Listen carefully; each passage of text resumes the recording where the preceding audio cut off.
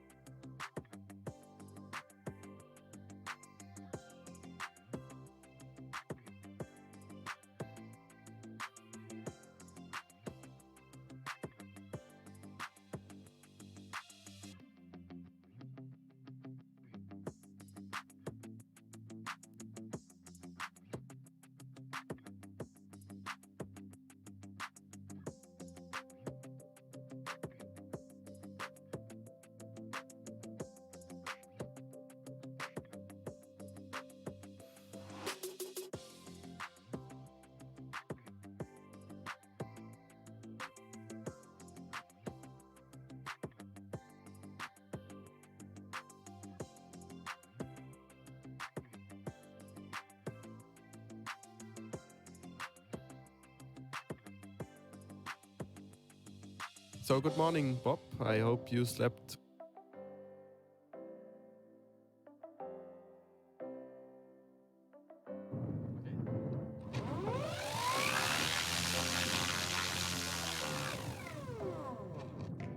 Many of the pilots to make this a pleasant stay on the one side, but also a very interesting, challenging contest. Thank you.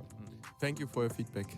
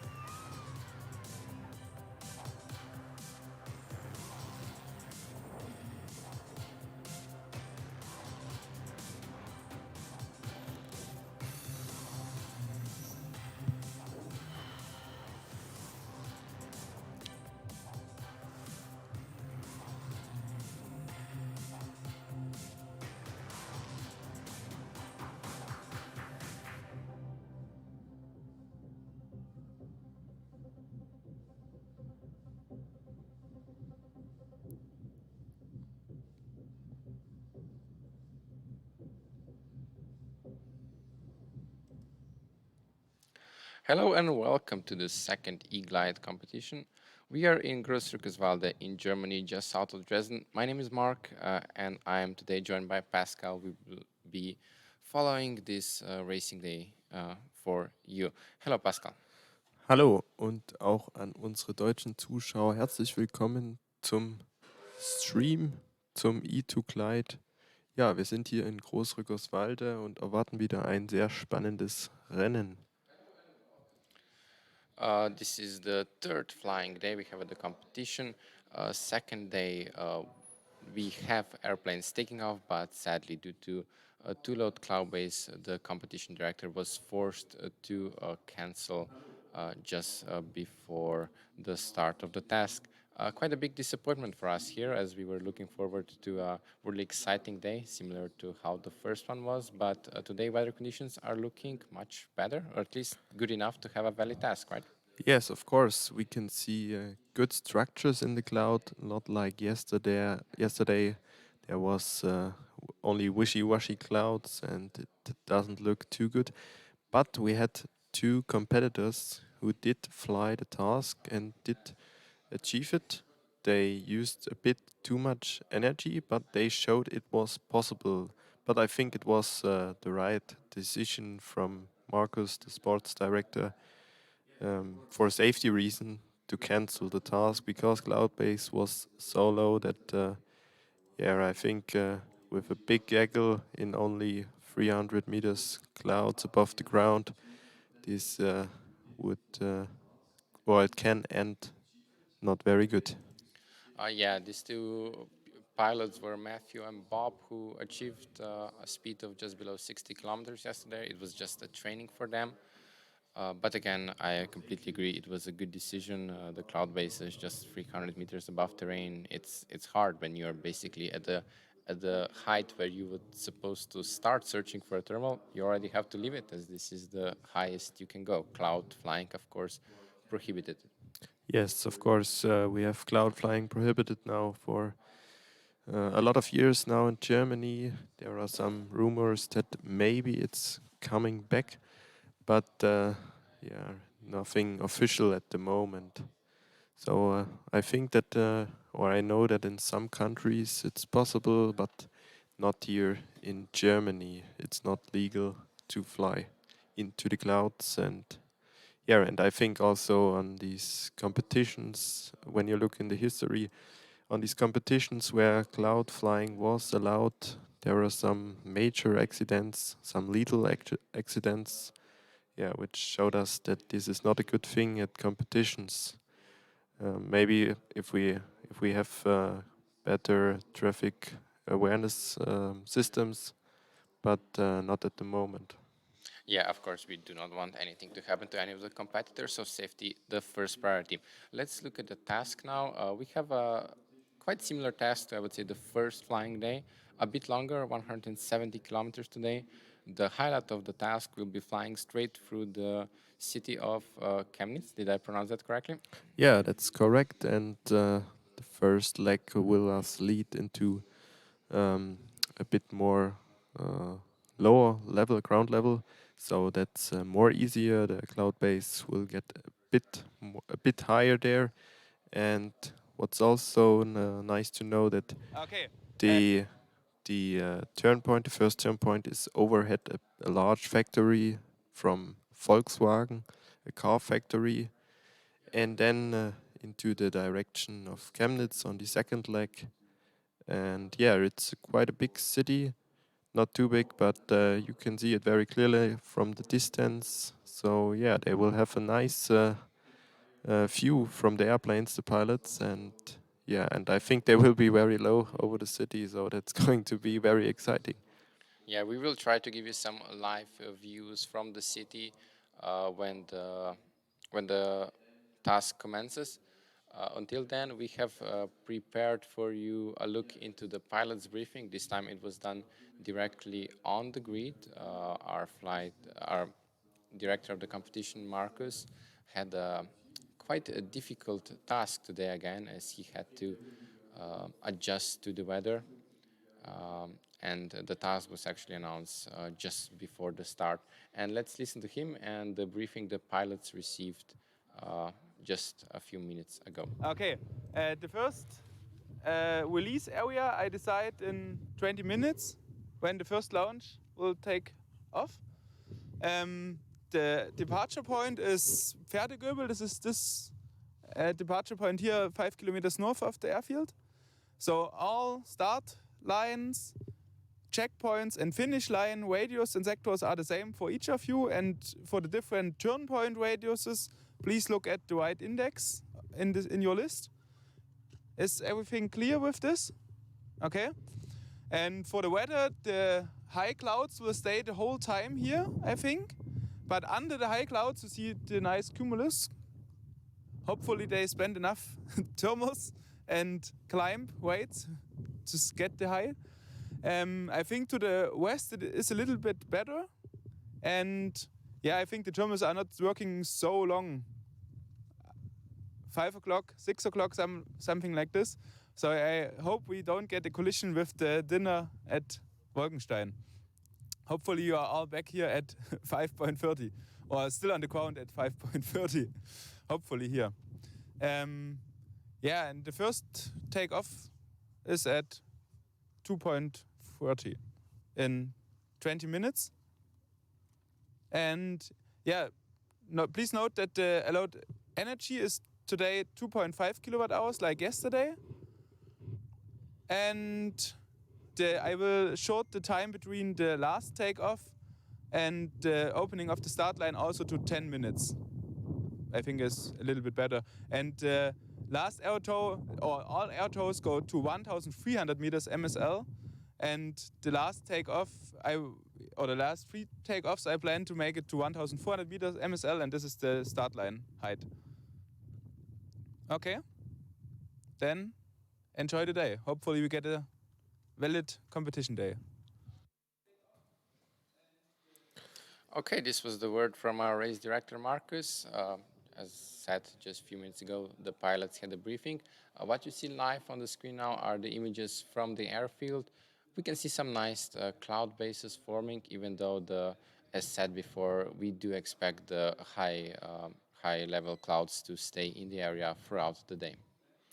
Yeah, Marcus did a very great job so far. I think no complaints from any of the competitors. Yeah, also every competitor, I think, agreed with the canceling of yesterday. So yeah, we will see how it will go on and if the task is flyable today. But I'm pretty sure they will make it, and we can see did see the live picture from outside. You can see the structures in the cloud forming, and I think it's not that low like yesterday. So yeah, I'm looking forward for an exciting day, exciting race. So can we have a look who's already in the air? I see Tilo Holighaus. Maybe that's a good time to show something from Tilo Holighaus, which we recorded this morning. Yeah, a nice interview with Tilo. I think most of you know him. So Mark, do you have the interview ready? Yeah, just a second. We did prepare some interviews, as Pascal has said, of the competitors, and I think no better man to start us off for that is Tilo. Of course, everybody knows him in the gliding community. I will give that on screen in just a second. While I think it would be nice to recap all of what we just said for our German viewers. Yes, of course, I will do that. Ja, nochmal für die deutschen Zuschauer. Es gab gerade ein Feldbriefing von Markus, dem Sportdirektor hier, der die Aufgaben erstellt. Und er hat dort den Piloten nochmal die Aufgabe erklärt und auch gesagt, dass es heute 2,5 Kilowattstunden Kontingent gibt, also etwas mehr als sonst. Normalerweise sind 2 Kilowattstunden die Regel. Und jetzt im Anschluss wird es ein Interview mit Tilo Holighaus geben, allerdings auch auf Englisch. Okay, let's go now to Tilo.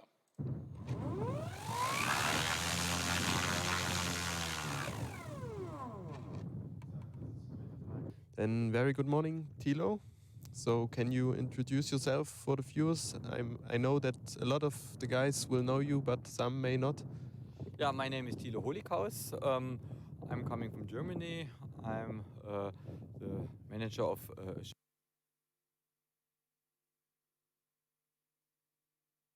Put, producer of many of the gliders which are flying here at the E2GLIDE. The latest development we are using is the FES, the front electric sustainer. This is an electric engine which is installed in the front of the glider, which we can use for climbing, but also for cruising. You can adjust the power very easily. And here at this contest, we are allowed to use the engine, which is a very interesting concept, especially at this autumn conditions we have here, where the thermals are not so good anymore. So we can simply increase the distance we are flying, and we can also explore quite a bit about the flying conditions we have here in the Erzgebirge. And this among very good pilots, it's a very strong field of good pilots from all over the world. And so I'm very much looking forward to another competition day where we can use this new special concept, which is good for making longer flights, as I said, but also for testing new ideas for flying at different altitudes. And it takes a lot of experience and a lot of thinking to actually improve your flight with the help of this engine. Yeah, I honestly think Tilo could be commenting here instead of us. He told it so well, so nicely. Yeah, He said everything. Will you translate that for our German viewers now? yes, of course. So, also in dem Interview hat Thilo quasi nochmal über das Wettbewerbskonzept gesprochen und natürlich auch über die neuen Möglichkeiten, die sich dadurch ergeben. Also man kann halt in ganz anderen Höhenbändern unterwegs sein, als was wir sonst sind. Und auch bei so niedrigen Wolkenuntergrenzen wie gestern kann man einfach ganz neue Möglichkeiten dort ausprobieren. Yeah, and as you already mentioned, Tilo is a good speaker, and you know or you feel that he can sell sailplanes very well. Yeah, definitely. I do want a fest now, especially after listening to him. But to be honest, I also wanted to have a plane with fest before. So Yeah, I think most of the pilots now know the opportunities of a system like that. Yeah, and maybe we have the chance. Tilo offered me a flight on the Discus 2C. Maybe you have the chance also to fly it. yeah, now I feel a bit jealous. I will definitely talk to him about that. It's a Discus is a nice plane, Fest is a nice system, and I'm looking forward for the next time to sit in the air. Also, we have to mention, you might saw it before on our live cam, uh, we do have a DG 1001 present here on the airfield. It's a brand new airplane from DG, which they are presenting here and offering rides to pilots around here to experience it. And I cannot wait to try that one as well. It looks amazing. Yeah, it's open, I think, to any pilots. So who's nearby and want to take a close look at the DG1000 and make a quick test flight on it, yeah, we kindly ask you to come here and you can do that. So we can already see there the gliders in the vicinity of the airfield. They are climbing barely, but they are climbing. And I think Cloud Base looks like nearly 1,300 meters now. So, like yesterday, but today we are going to more lower level ground. So I think that's possible to fly the task today. Yeah, on the viewer request, we also enabled 2D tracking now. It's available from our website, and also you will see it in the stream from time to time. I think it's especially useful when we have turn points with a different radius. Maybe let's touch on this again. We say it every time. We do have some time to spend before the race starts, so let's go quickly over the rules again. We have the SGP style start, so all pilots will start at the same time, 10 minutes after the last takeoff. they have to fly this relatively simple task with just 2 turn points, but the handicap of different gliders will determine how far into the sector they have to go. So the circle which you see, the biggest one, it's for Silent 2 that is flown by Florian, and the smallest circle here in the middle is for the glider with handicap of 120. This is Antares, flown by Jan. Same applies in the second turn point, and the last turn point, which is Volkstein, as usual, is the same for all the gliders. This turn point is here just to get everybody in line for the finish, for the last sprint. And after this turn point, gliders are no longer allowed to use engine, or they will get a 30-second penalty. Also, from this turn of Volkstein to the finish, they can never be lower than the finishing altitude of 100 meters above the airport. Yeah, very nice words from you, Mark. Thank you on explaining that again. So we can see Delta 3 here, which is Johannes Dibbern, I think from Bavaria. Yeah, now at nearly 1,100 meters above main sea level. Yeah, look like he's climbing now in a very weak climb, more or less 0 to 0.3 meters per second. Yeah, and I think the 2D tracking is really good to get a nice overview of the whole competition going on. Yes, we are definitely excited and happy for the 3D tracking provided by Silent Wings, which you can see on the screen right now. But at some points, like turn points and on the finish line, it is nice to see the overview from bird's eye perspective. Yeah, and in the top of the altitude, we can already see Matthew again. I think he's now a little bit in a favorite position because he won the first day, and also yesterday day was cancelled, but he completed the task with, I think, 2.6 kilowatt hours out of allowed 2.5 kilowatt hours. So yeah, very good job from him so far. Yeah, he's doing incredibly well. I I didn't speak to him directly, but I heard that when he was going to that one single turn point we had yesterday, he was feeling really optimistic because he knew how much energy he still has left, and even if he had to come back on engine alone, he would be able to do it in the, well, almost in the allowed amount. We have 2.5 kilowatt hours available today, which is 0.5 kilowatt hour more than in the first day. This is due to the conditions. We do expect this number to decrease back to 2 kilowatt hours tomorrow and in the following days when we expect better weather. Still, today should be a valid task. As we can see, pilots do not struggle that much to stay in the air as yesterday. I spoke with Luca yesterday at the dinner. He said that there were thermals up to 1.8 meters per second, which is very good. But of course, at 300 meters AGL, this does not help you very much. We do have the advantage of this being a small competition in regards of not many pilots participating, so there are no such big gaggles, but as we said, safety comes first. Yeah, but you can see at this climb rate that the potential of the air mass is very good. We have cold air mass, and yeah, only a little sun is needed to put up some thermals. So yeah, very nice. And yeah, Mark, can you maybe prepare the interview with Matthew?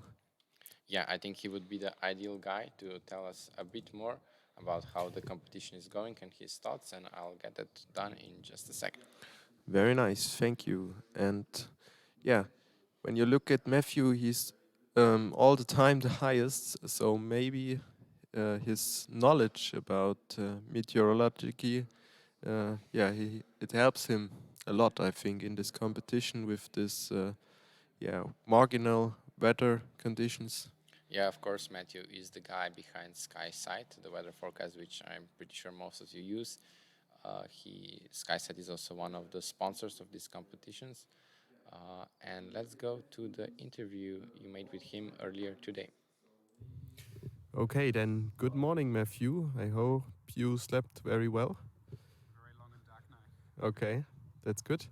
So, can you introduce yourself a little bit for the viewers? Yeah, I'm Matthew Scudder from Australia.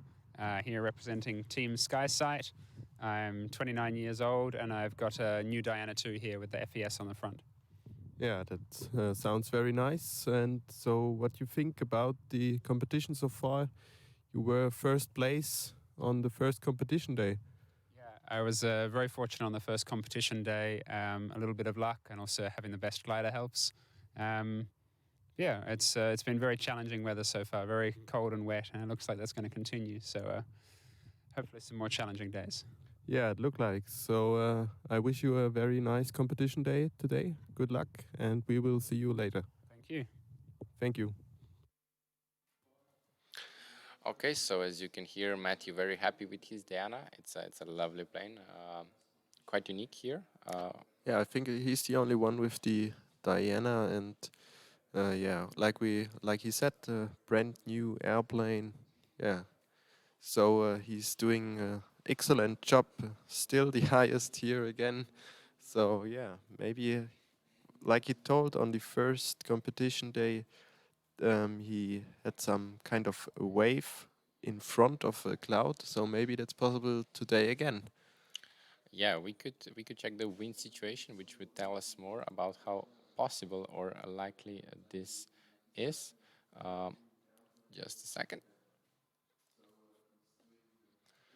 So here we are at Windy T. The situation currently looks, well, it's less wind than the first day for sure, but I also think less wind than yesterday. Yes, less wind, but again challenging. I think up to 20 kilometers per hour wind. Yeah, we can see it right now. So with the low cloud base and 20 kilometers wind, yeah, it's going to be tricky. Yeah, let's look at the situation currently in Chemnitz. This is the view, I think, towards the east, so a bit away from the task. This is the big city the gliders will be flying over today. We do see some scattered cumuluses, or what seems to be a start of the cumulus cloud. It's not the best, but Yeah. it should provide enough thermal for the guys to make it around with the help of the electric energy they have available. Yeah, I think on a normal competition, it's going to be very hard to fly with this low cloud base and pretty strong wind. But I think the pilots with the FES, they will manage it today. But we can already see the wind blowing up the first clouds. But yeah, we can only hope that there is enough energy already got to the ground and the thermals will stay until the competitors arrive there. Yeah, as we have Jan in his Antares now on the screen. Why I put him up on the screen is he was not very visible during the first day. We talked yesterday. I think he moved the flower antenna to a better position. So, Jan, if you're watching the replay of this, we got you now. You're here. Yeah, you're looking stable and Yeah, we do have actually, I think, better signal for all of the gliders today, and also the region they're flying to should be more covered than where we had tasked the first day, and especially the second day.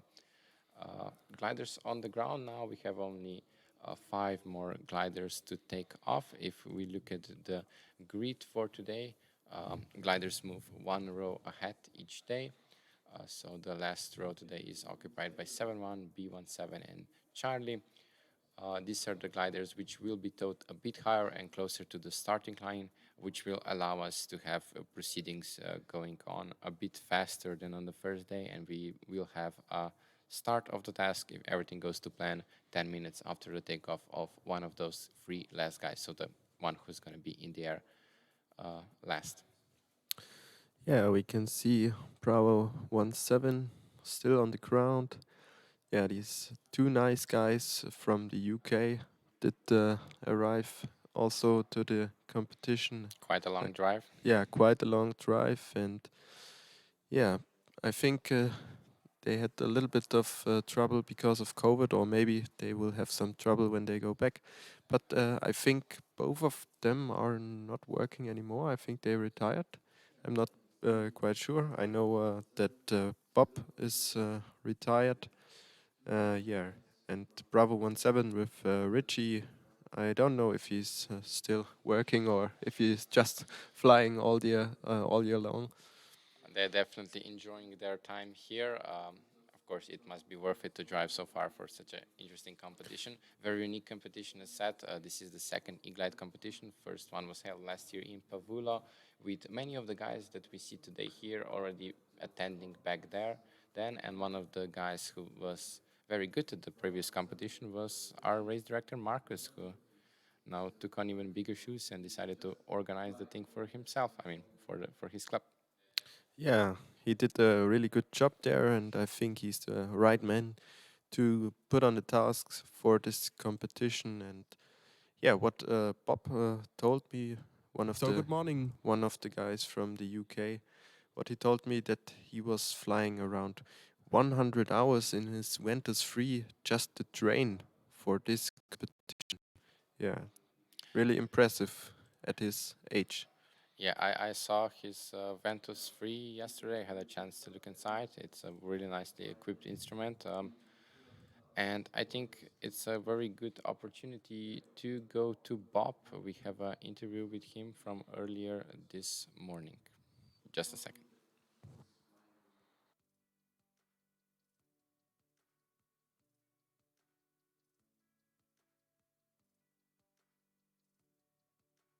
So, good morning, Bob. I hope you slept well tonight. Very good local hotel. I have a very good local hotel.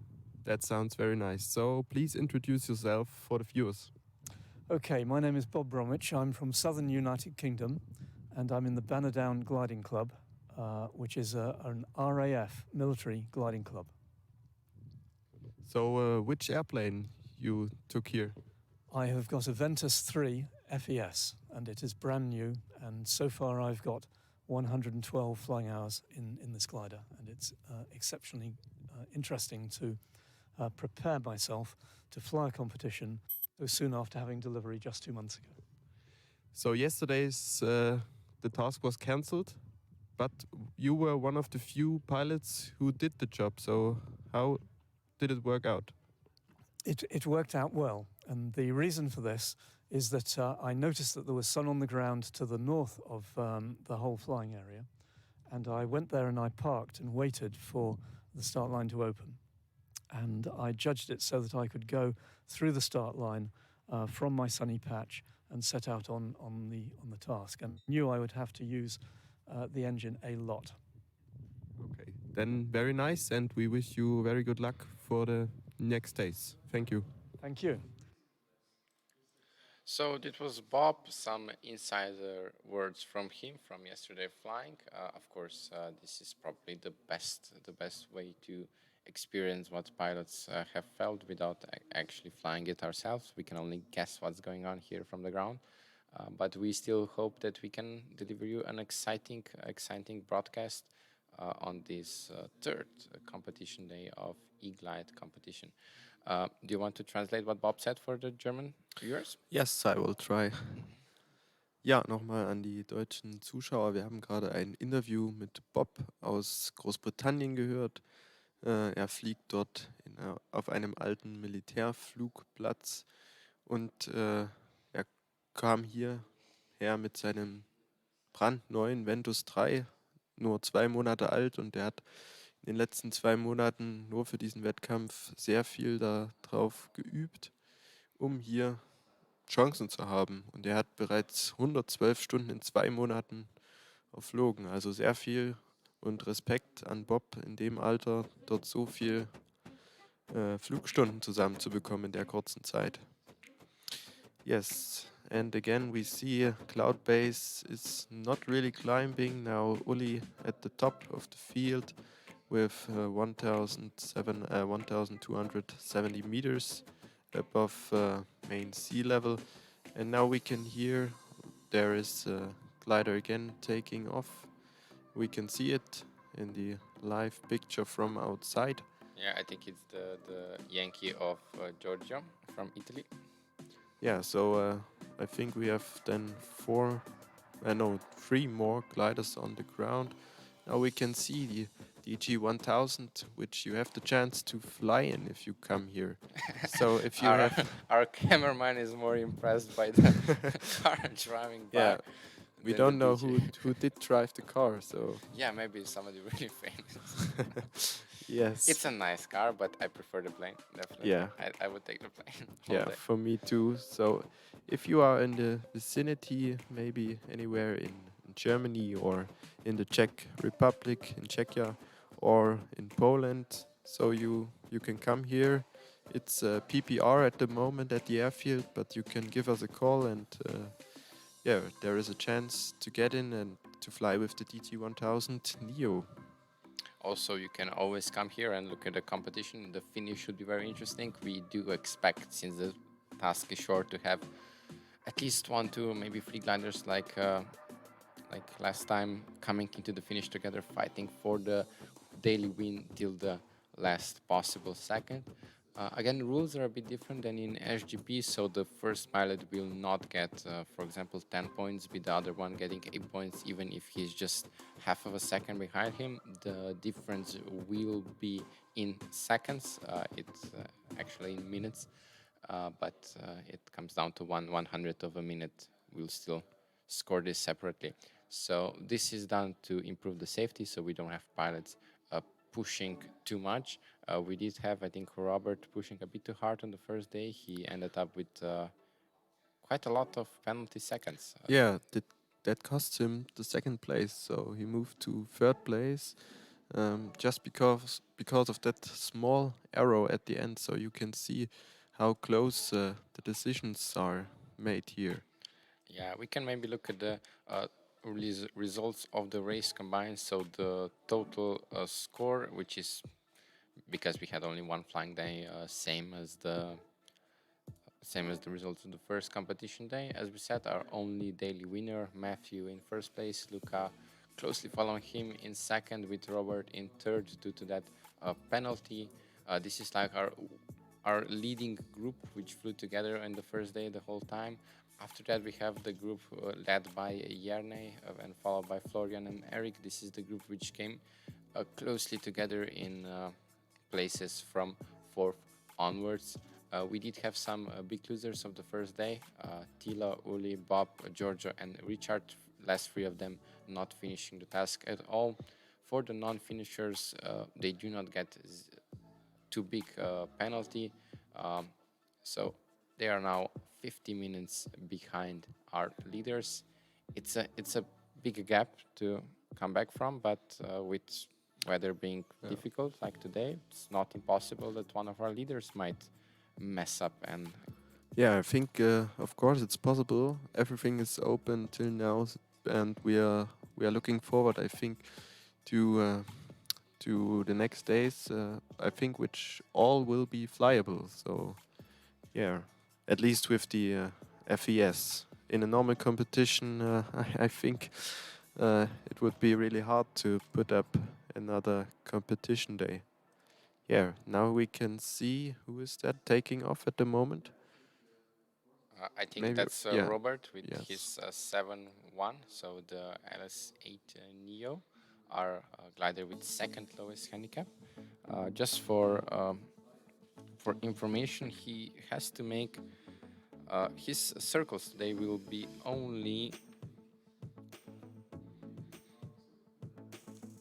will be 5 kilometers. I'm sorry, 3.5 kilometers shorter radius. I mean, bigger radius than the ones of Antares and Ventus. So he will gain a lot at the turn points, but then he will be probably chased down by the guys with the bigger, faster gliders. Yeah, we will see that in just a few minutes because we only have 2 gliders on the ground left. And then, do you know if it will be 5 minutes start line open or 10 minutes? 10 minutes. I think it's 10. Okay. We will give you the confirmation of the start line opening as soon as we have it. We are on the direct communication with the race director. He will notify us as soon as he decides when to open the line. We also expect Marcus to join us later here in the broadcasting studio to say some words. about the situation, whose are his favorites, and of course, if you have any questions for us here in the broadcast, or for Marcus, our race director, or maybe for some of the pilots, please share them, comment on YouTube. We will read the comments. I know we promised this on the first day, but then we forgot about it. We will go through them. We will try to answer, and if there is something specific for some of the pilots, we will try to include it in the future interviews that we are planning to have for you guys. We do have one interview left. This one is in German, and it's from Jan. And let's go now to that while we wait for the start of the third task of this competition.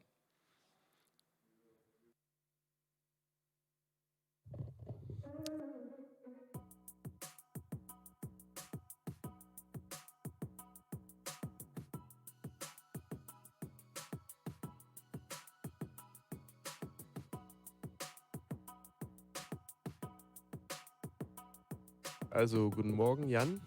Ich hoffe, du hast gut geschlafen. Okay. Dann stell dich mal kurz vor. Ja, also mein Name ist Jan Reinecke, ich bin 21 Jahre alt und komme aus dem Fliegerclub Kamenz und fliege hier mit der Antares, dem einzigen Flugzeug mit Klapptriebwerk, was eigensteuerfähig ist.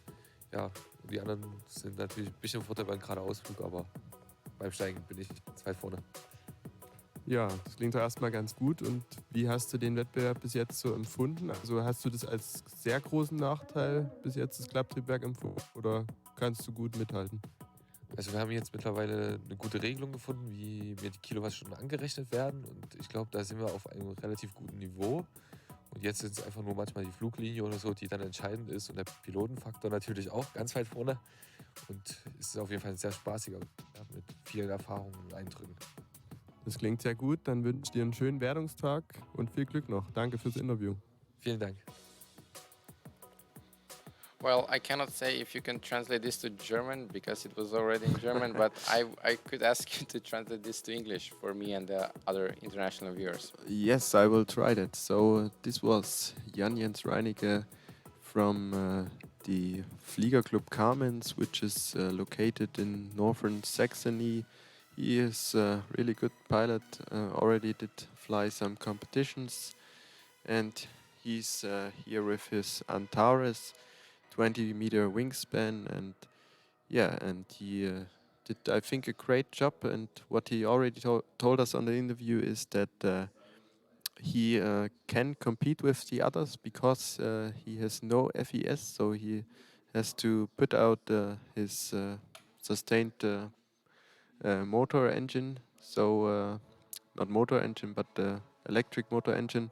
So it doesn't take too long, and it doesn't put too much drag. So he can compete with the others. That's what he has said us in the interview.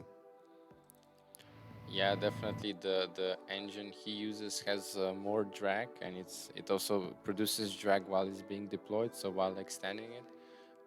FAS is located in the nose of the aircraft, and it deploys immediately when the pilot puts on the power. We do have some videos showing how FAS works for some of you that might not be aware. This is straight from Shark, filmed by Stefan. Yeah, just a second. We have new information from Marcus, the sports director. Just 1 second ago, he told us that start line opening will be 15:25, so 3:25 p.m. 25. So we are 13 minutes away from the start line. Let's maybe go now back to the FAS in action. So this is the view from Electric Shark, which 3 pilots are flying here in this competition. So Uli, Stefan, and the 3rd pilot is Johannes. This is the view from one of the training days from Stefan's aircraft. Thank you for the video. As you can see, the FAS is spinning in the nose of the aircraft, and as you can also see, really nice weather. Yeah, really nice weather. It's usually like this. The training days have the best weather, but we are not too sad about it, as I think the bad weather gives it more exciting competition. Yeah, and it At least the first shows. day. Yeah, and it shows the difference to normal competitions where all these days would have been cancelled. Yeah, the eGlide competition not only about racing itself, but also promoting the new technology, the new electric way of flying, um, also more sustainable for the environment. Let's quickly go to the radar screen. As we can see, we have no rain in the area, so we are located just here south of Dresden. Some showers over the border in Czech Republic, but we do not expect them to affect us or the competitors. Yeah, I think the showers will not have a chance to go over the hills of the Erzgebirge, so they will stay on the Czech side. So How yeah, high are the hills on the border? there are about some of them are about 1,000 meters, but most of the ground is about 700-800 meters high there. Okay, as we can see, pilots are now grouping together.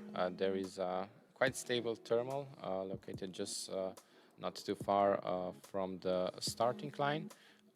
We have a lot of favorites here. So I would say Tilo and Yankee of Uli. Also Jerne flying to the thermal with 7-1 joining as well. While a bit away we have another group preparing for the start. This one is led by Lima Lima of Matthew Scudder. Also present here are, well, Uli, which I mistaken for Giorgio, I think, and Luca and Stefan also in the area. Yeah, and I think we cannot say that there are any favorites because all of these pilots are really good pilots who have a lot of experience and also experience in international competitions. So yeah, really good pilots. And now we can also see that Richard from the UK took off. So this was the last one for today. So we have just about 10 minutes to go until the start line is open. Okay, so we will say goodbye to our live camera from the grid from now with these images of a tow plane and the brand new DG 1001, which you can see on screen right now without the car this time.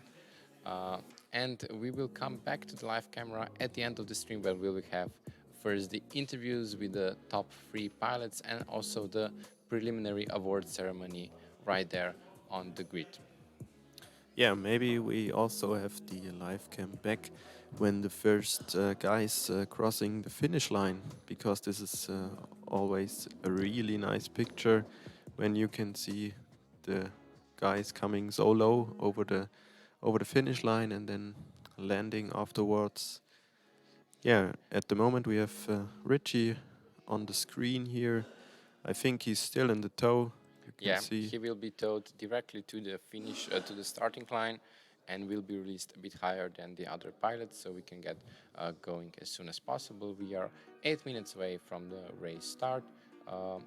Stay tuned, stay here on the channel, share the stream, and see you in a minute or so. We'll take a short break. Don't go anywhere.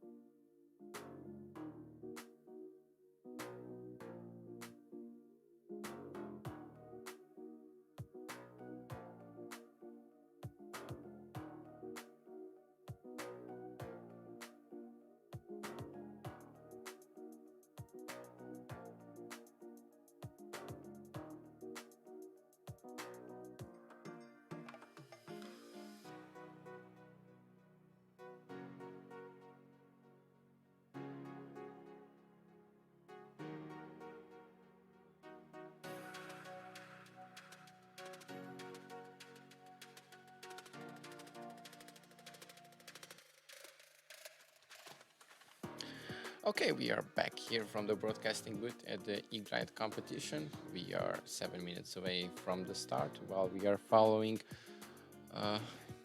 Bravo 17 on his way to the releasing altitude which will be very soon right now. He's the last pilot to take off, and we are all ready for the start now, just waiting for the clock to go to 25 minutes past 3 o'clock. Yes, and we can see that I think none of the pilots has a problem to stay in the air. Like yesterday, there were a lot of pilots who were below 1000 meter, but now we can see all of the pilots already above 1000 meters, and maybe you can see a little bit climbing of the cloud base, now nearly 1300 meters. I think not much difference than before. But I think it will work out. The area where the competitors have to fly to is a lot lower than it is around here at Großrückerswalde.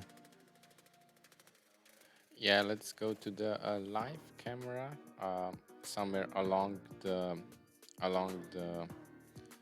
task. We can maybe go to Chemnitz and look to the west side. I think this is the west side. Let's put that up on your screen. This one, sadly, without any colors, as we can see some clouds more isolated forming now, which should allow pilots to achieve what I think will be higher speeds than on the first competition day. Yes, I think the same, because today with the wind you can do quite a lot of experimenting with the FES system. So I think the air mass is really good. So the climb rates I think will be high enough to get us some good speeds for today. Yeah, and let's look now how the gliders are positioned around the starting line from our 2D tracking available for you. We have most of the gliders more towards the north of the starting line, forming one or two small gaggles, while some other pilots are deciding to start this one maybe a bit more solo. Charlie of Nates are currently 4th place guy in the standings, and Victor Fox also decided to go a bit further north and maybe start this one on his own. We are still 4 minutes away, so plenty of time for these pilots also to come and join the main gaggle for the start. At the first day, we saw that pilots did not start immediately when the gates opened. They were kind of very careful, looking out who's going to be the bravest one to go across the line first. Of course, the time starts counting as soon as competition director opens the line. It's not like the regular competition. So this is just some tactical mind game between the pilots. They do not gain any time, of course, by waiting. They're just gonna have a slower task speed at the end. But if nobody goes before them, there is also nobody to show them thermals. Yeah, and I think it can be an advantage if you have a glider just 30 seconds in front of you and he can show you energy lines, lift lines, where he gets a little bit lift, and you can always put your glider in this direction. So yeah, these mind games are very well known in the gliding community, and a lot of talking about it. Yeah, and I think this is now the time for every pilot to prepare himself to cross the start line. Just 3 minutes to go, and who's well behind the start line should now focus on getting closer to the start line, I think. Also, we cannot have pilots in front of the start line, so on the wrong side. This is due to the safety. For the last minute, the pilots cannot be on the start on the side of the start line, which you can see on the screen right now, the red colored one.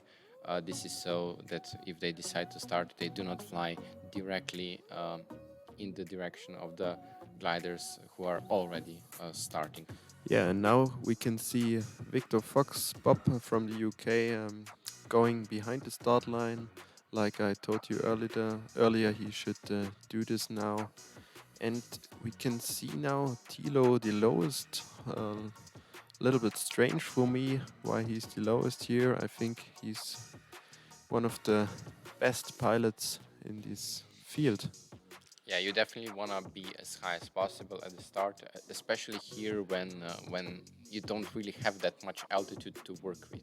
Even the highest guys are only 600 meters above terrain around here, which is for most competitions very low. Yeah, but now we can see Tilo climbing quite well with 1 meter per second. Yeah, we can already see some of the pilots have over 2 meters sometimes. So yeah, and now Bob, he was a little bit away from the start line. He now has to go into the climb with the others, and he has only 2 minutes left. So yeah, we will see if he managed the As I do challenge. get words that we will try to follow the start as well with our live camera. Our we can put the view from the camera back on. As you can see, some gliders circling. Weather is not the best for this kind of forecast, but once the start line opens, we will definitely try to give you a nice view of the formation start that we expect, especially now when we have all of the gliders so close by. The only guy trying to go a bit more solo is Jerne, but I think he's also deciding to join the main gaggle very, very soon. Yeah, and he's already the highest, so he did a good job on flying solo. Yeah, A he's little bit also more to the south. just a bit behind everybody else. If everybody wants to start in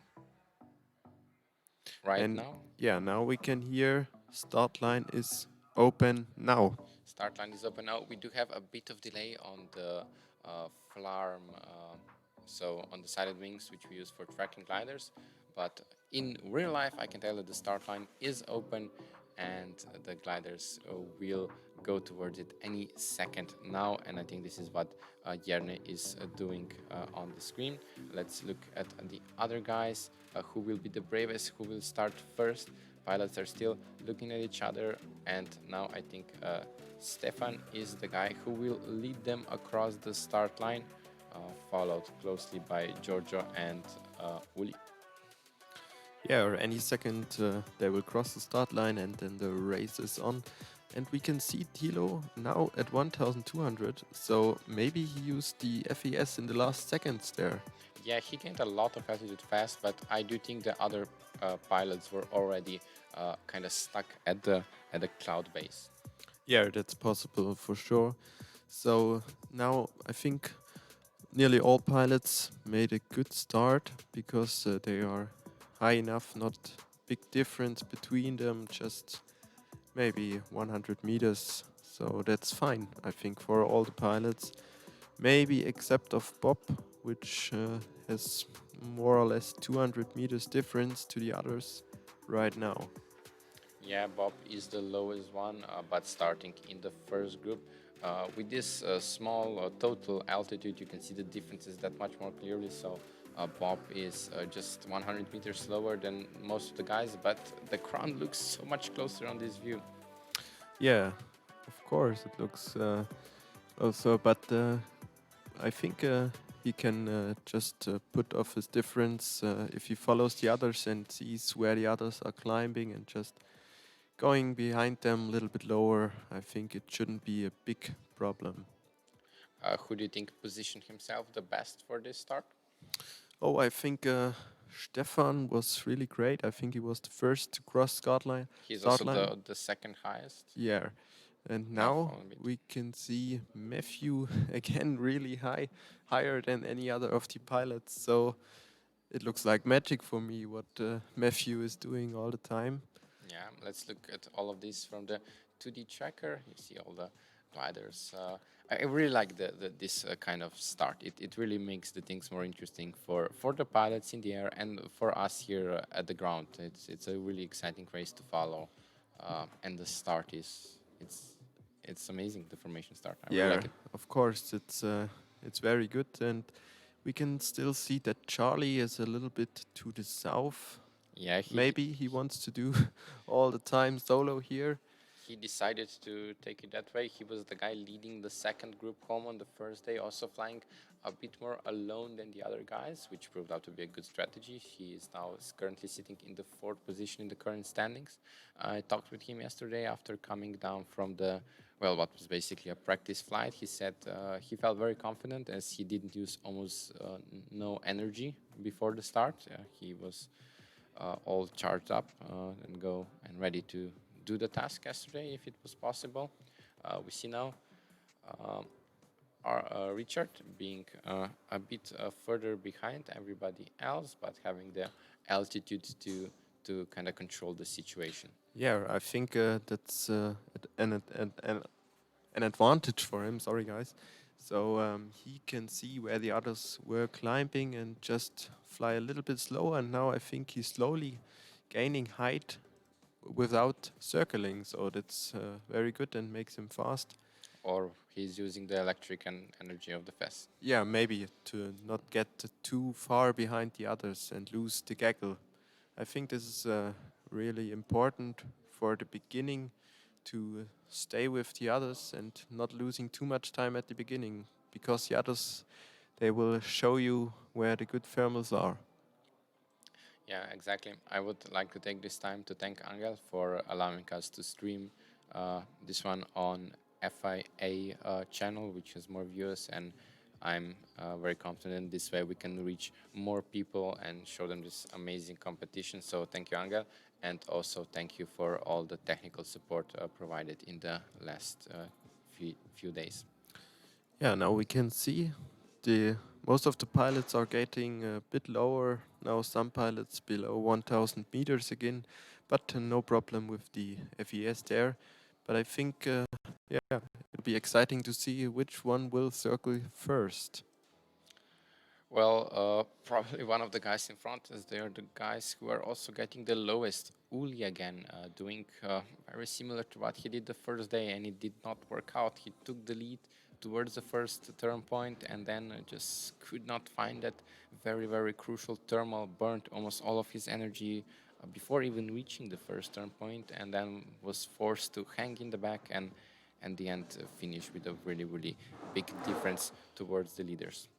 Yeah, and it looks like there are maybe two options at the beginning. We see that they divide a little bit. Some go more to the south.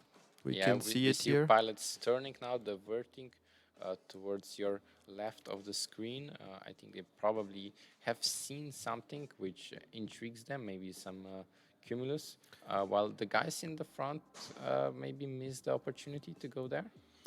Yeah, maybe, I'm not quite sure. I think it looks like conditions all around the task area are not too bad, and there is not only one option to go, so that makes it even more exciting for us. Yeah, look at the spread of the gliders. Basically each one of them Yeah. taking their own line, and some of them I think are starting to find the first thermals. One of them being the guy who is currently second highest, and that is Jerne. He's circling now, a good positive thermal of around 0.5 meters. Let's see how long he will decide to stay in that thermal. For now, it looks very positive. He's climbing, and together with him is Richard in his Bravo 17. Yeah, it looks like he has a decent climb there. I think it's under 1 meter, and yeah, he's joined by Bob in Bravo 17.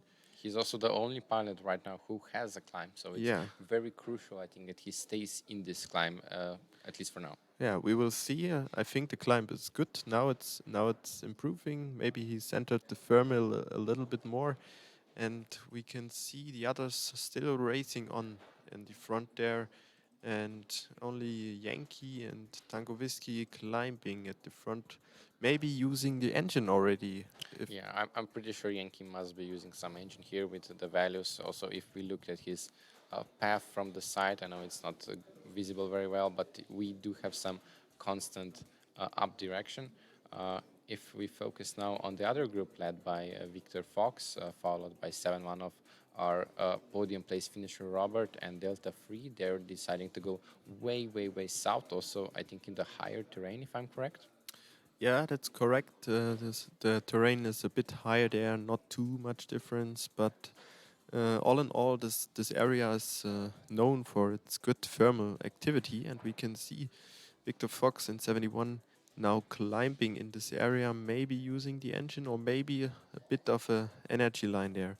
And we have some new information from Marcus, the sports director, that the start height was reduced to 1,200 meters MSL.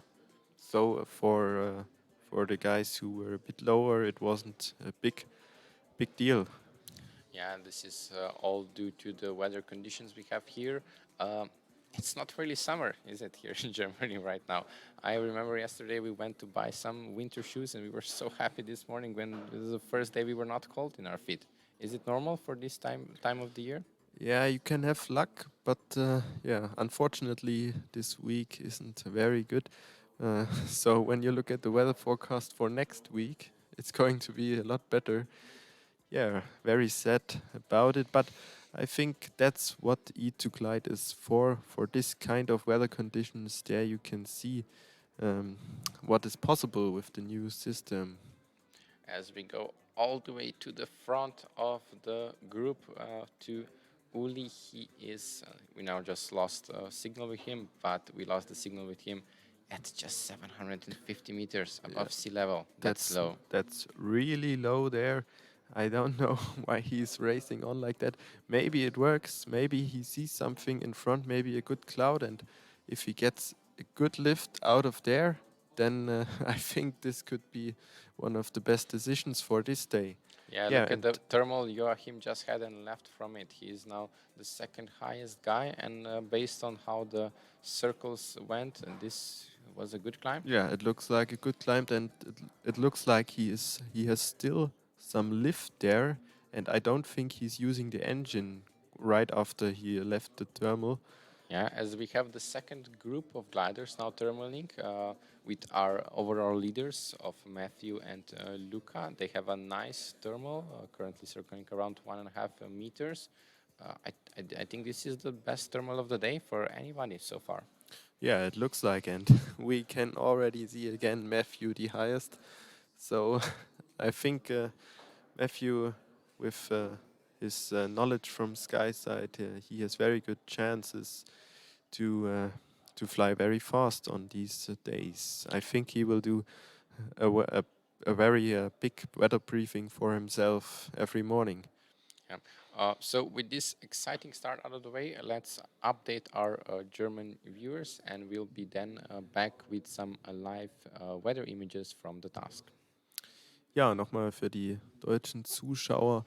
Das Rennen hat begonnen, man hat gesehen, das Wetter war anscheinend großflächig gar nicht mal so schlecht, denn jeder Pilot ist hier quasi seine eigene Linie geflogen. Man hat gesehen, Uli ist direkt ganz schön losgerast und relativ weit runtergeflogen, ist dort auf einsamer Flur jetzt ganz vorne dran. Und wenn er jetzt Glück hat oder etwas gesehen hat und dort natürlich eine gute Thermikblase findet, dann hat er gute Chancen, da wieder vorne mitzuspielen. Der Rest ist eher etwas vorsichtiger das Ganze angegangen und die meisten kreisen jetzt gerade die erste Thermik. Yeah, let's go to the live weather images. This is located just around the first turn point, so we see quite a high density of clouds, but it looks like it could be promising to find some thermals there. Also, we do see some sun coming through at the back. Yeah, it doesn't look too bad. I mean, it's quite a big cloud, so it's maybe hard to find lift under there. Yeah, but I think if they stay together, they will manage it. Yeah, it will be very exciting to see when the guys will spread out and when someone is going a little bit faster to go in front. Yeah, let's also go back to some images from Chemnitz. This is from 15 minutes ago. We do see a very thick high-level cloud cover, which does not allow much sun to go through, but it's still enough to cause some thermal activity and some small cumulus clouds to form, but not very high. Yes, and I mean the clouds a little bit more in the back, they look really promising, I think. And also what we saw at the beginning of the stream, where the clouds were not close together and were spread out by the wind is now gone, and I think thermals will stay a bit longer there. Yeah, let's go to our 2D tracking now, as we see pilots who decided to be the bravest at the beginning are still the first. We have a trio of Uli, Victor Fox, and 7-1 now being in front with others following them. We have some gliders deciding to take a more southern path. Our overall leader Matthew with Delta 3 and Tango Whiskey on his tail. Yes, and what we can see here, a bit to the upside of the screen, was the airfield of Chemnitz-Jahnsdorf, which they have as an option if something goes wrong with the FES, where they can land without any problem. Yeah, let's go now to the front of the field, also in 3D view from Silent Wings. We have Robert now climbing around 1 meter per second, which gives me a feeling he is now using some of the 2.5 kilowatt hours of electricity available for him. While in the background, we see Uli also climbing, but he might have a thermal here. Yeah, but I think the thermal is not as strong as the other. But now it's improving to 1 meter per second, but he's still very low, only nearly 800 meters above main sea level. So he really needs a good thermal now. And we can see Yankee Giorgio from Italy with a really nice thermal, nearly 3 meters. Yeah, this if he's not using the thermal, the electrical energy, this is the thermal of the day so far. Of course, the former world champion knows how to find a good thermal, and this can put him back in the race after the disappointment of the first day. Also, with him, another guy who has to fly really fast and take a bit more risk today, Tilo. They seem to be climbing very well right now. Yeah, very well, and I think they need the good climb now to compete against Uli, I think he's some kilometers already in front. So yeah, then they have to fly quite fast and chase him. Yeah, maybe we can take a look at Uli if he's still. Oh, we have no signal, I think. Oh, no, we have a signal again, but the climb is really weak. Of course, airplane is not flying in a zigzag like that. We do lose signal when gliders get too low. Guys, if for not anything else, please fly a bit higher so we can follow you better. Yeah, maybe we have to talk to Uli tomorrow and say to him that he has to fly higher, but I think he will not take our advice. I'm pretty sure he doesn't care the slightest how well is he displayed here on our screens while he is so low to the ground.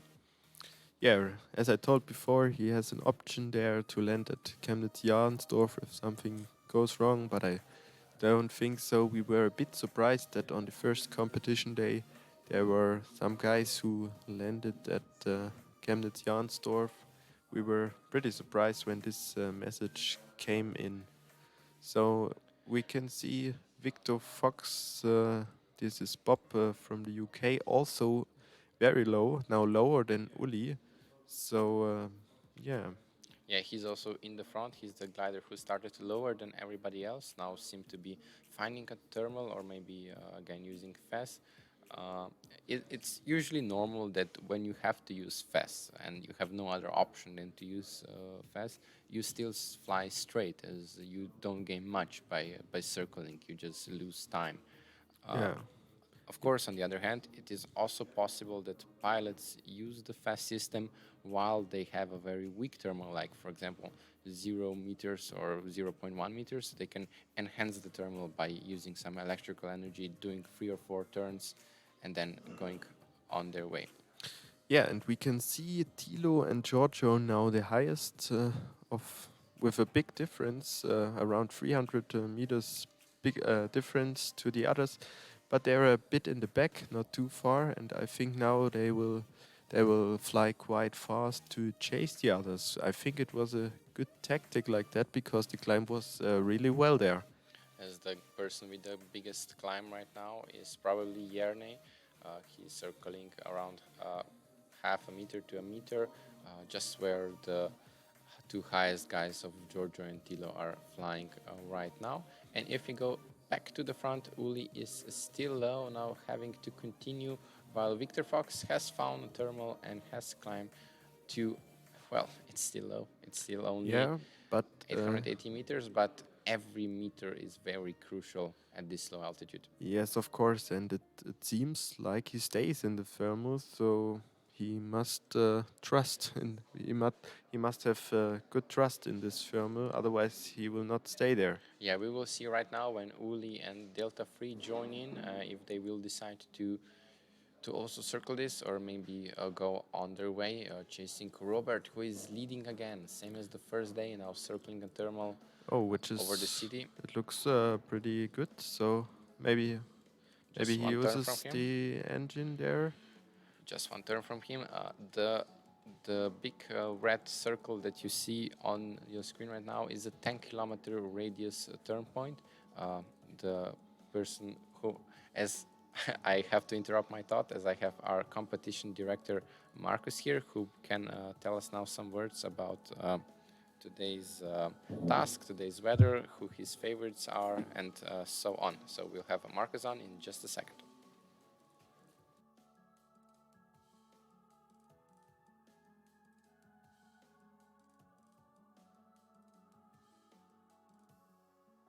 Okay. So, hi Marcus, nice to have you here. Hi, Mark. What do you think about today? Difficult task again for the pilots? Yeah, in the morning there was not so good weather, but now under the high clouds there was really nice cumulus now, and they developed to a really good optic.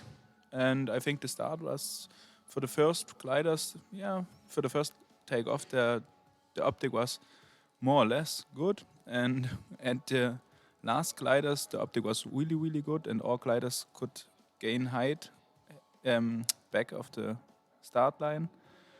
Then we have to reduce the start line from 1,400 meters to 1,200 meters because the cloud base was not so high. Do you expect all pilots to finish today the task without using too much energy? You did increase the energy to 2.5. Yeah, I hope that it is really nice, really easy to finish the task today because the optic outside is really homogeneous. There are a lot of cumulus clouds, and we make a phone call to Zwickau, and Joachim Lenk from Zwickau told us that the weather there in Zwickau looks usable for thermals. And when I'm now standing here on the airfield and look to the north, to the second turn point, Flöha, there are also some clouds. So I think today is a really good day for flying in the eGlide. So not too much excuses. Of course, as we said many times, we do have, pilots do have engines which they can use, so we can fly in this kind of weather. Marcus, thank you so much for coming here on our station. Thank you for all the effort you put into the competition, and I hope we can have you here also in the next competition days. Yeah, and thank you, Mark, for your work, and Pascal, for you did here with the live stream. I think it is really nice job you did here. And when I see the stream in YouTube and the commentations of the followers, I think it's really great work you did here. Thank you.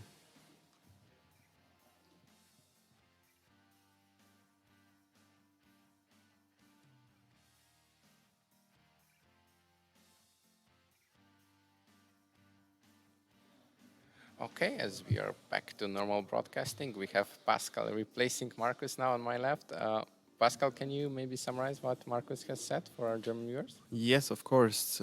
Ja, also gerade eben war Markus da, der Sportdirektor hier, und hat uns ein bisschen was über seine Überlegungen natürlich erzählt, die er dort im Vorfeld angestellt hat. Und auch, dass er zum Beispiel in Zwickau angerufen hat, beim Vereinsvorsitzenden dort, Joachim Lenk, und ihn gefragt hat, wie das Wetter aktuell in Zwickau aussieht. Und er meinte, das wäre ganz gut fliegbar, zumindest für den E2GLIDE.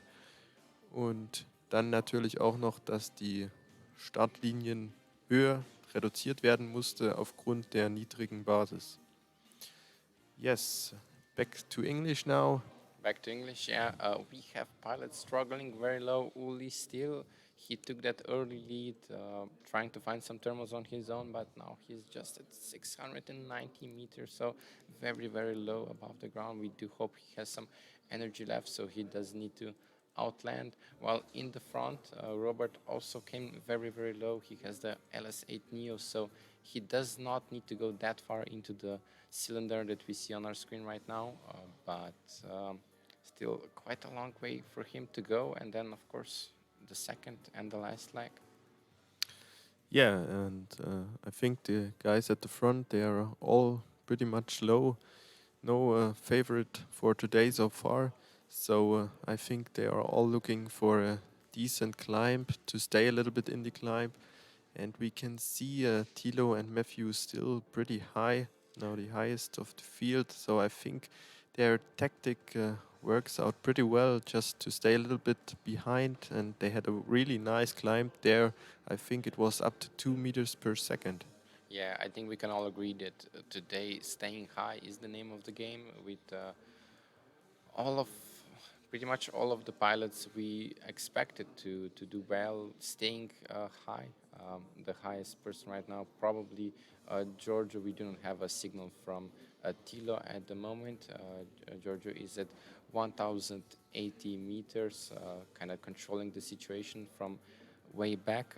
He, of course, is flying Ventus, so he has to fly around 7.5 kilometers into the sector in front of him, while people like Florian, well, Florian is the only one here in his silent 2 on the screen right now. He will be able to turn as soon as he enters the red cylinder on your screen. And right now, maybe if we can switch to the 2D view, we can see that the first one enters the cylinder. Who is it? Maybe that it's should be 71. Robert. Yeah, so he has to go a little bit more in, I think. The first radius here is only for Florian. The second one is for Robert. So Yeah, the so the handicap second of one. 108, I think, for the LS8 Neo. Yeah, so he has only a few kilometers left for turning, and the others are now flying a little bit to the north behind him, not following Robert exactly, but it's only a few hundred meters there. Yes, if we focus back to Uli, he's getting lower and lower now, only at 540 meters, desperately trying to find some thermals at this height. I think also all the small elevation changes can give him at least some lift that can keep him in the air until he gets in the area with a bit better conditions. Yeah, and I think he has no chance to fly on a ridge there because in this area there are not many ridges anymore. So, and I spoke to Florian yesterday, and he had some ridge lift in the Erzgebirge yesterday, which was quite new for me because I always try to stay well above the ridges there because there are not many fields. And yeah, sometimes it can be a problem to get too low there. Yeah, if we look at again at the live camera 9 minutes ago in the vicinity of the turn point, we do not have such a good image, but the situation does not look much better than it looked before. Yeah, still very big clouds, so it's hard to find lift under there. I mean, we have quite some wind, so the pilots know from where the thermal may come. So, but it's still very hard to see there. And now we also have another live view, and maybe it looks like there could be some rain. Yeah, the clouds look quite menacing here. Of course, Marco's telling us that what he saw a few minutes ago, this is a bit older, looks promising, especially towards the second turn point. Also, we must not forget that the pilots can, of course, use also more than 2.5 kilowatt hours of energy and still not get still complete the day, but they do get a penalty of 1 second for every watt hour they go over the allowed quantity. Yeah, and we can see Yankee climbing there again in a thermal, a little bit behind the others, and now he's the highest, I think, with quite some difference. I mean, if we take a look at Uli again, that's nearly 500 meters, I think over 500 meters difference. And I mean, at this low clouds, that's, yeah, you can see that Uli is nearly at the ground there, while Giorgio is over 600 meters now higher.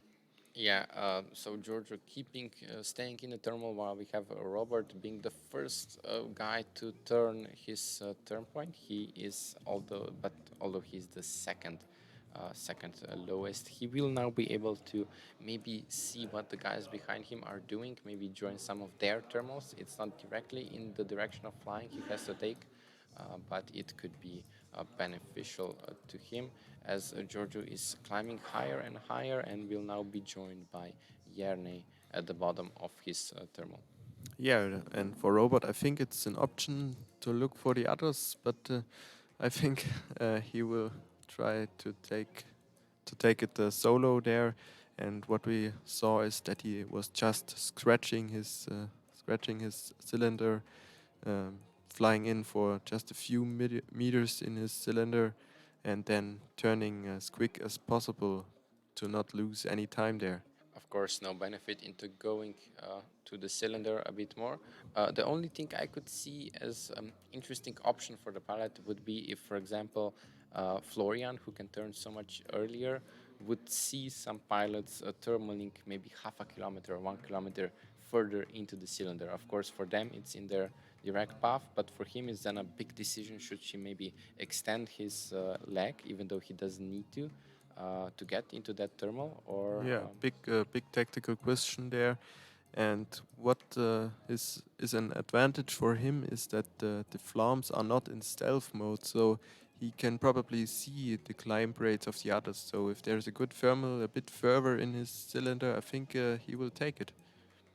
yeah, Flarms, as you said, not in the competition mode. This also allows us to see what's going on better, and pilots to see other pilots. So what they're doing, how much climb do they have? What your viewers must know is that the value from the Flarm, the Vario, is not that accurate. Also, what we see here is, well, just an approximation of how big the thermal is, how good the thermal actually is. Yeah, and now we can see more and more pilots getting in their cylinders. Well, we have, I think, Robert using some of his electrical energy now, climbing a bit in the straight line, getting out from that turn point cylinder. Yeah, and it looks like he is just doing straight flying out of the cylinder, which is, I think, what we expected from him, to just fly out and fly on his own and do the job at the front alone there.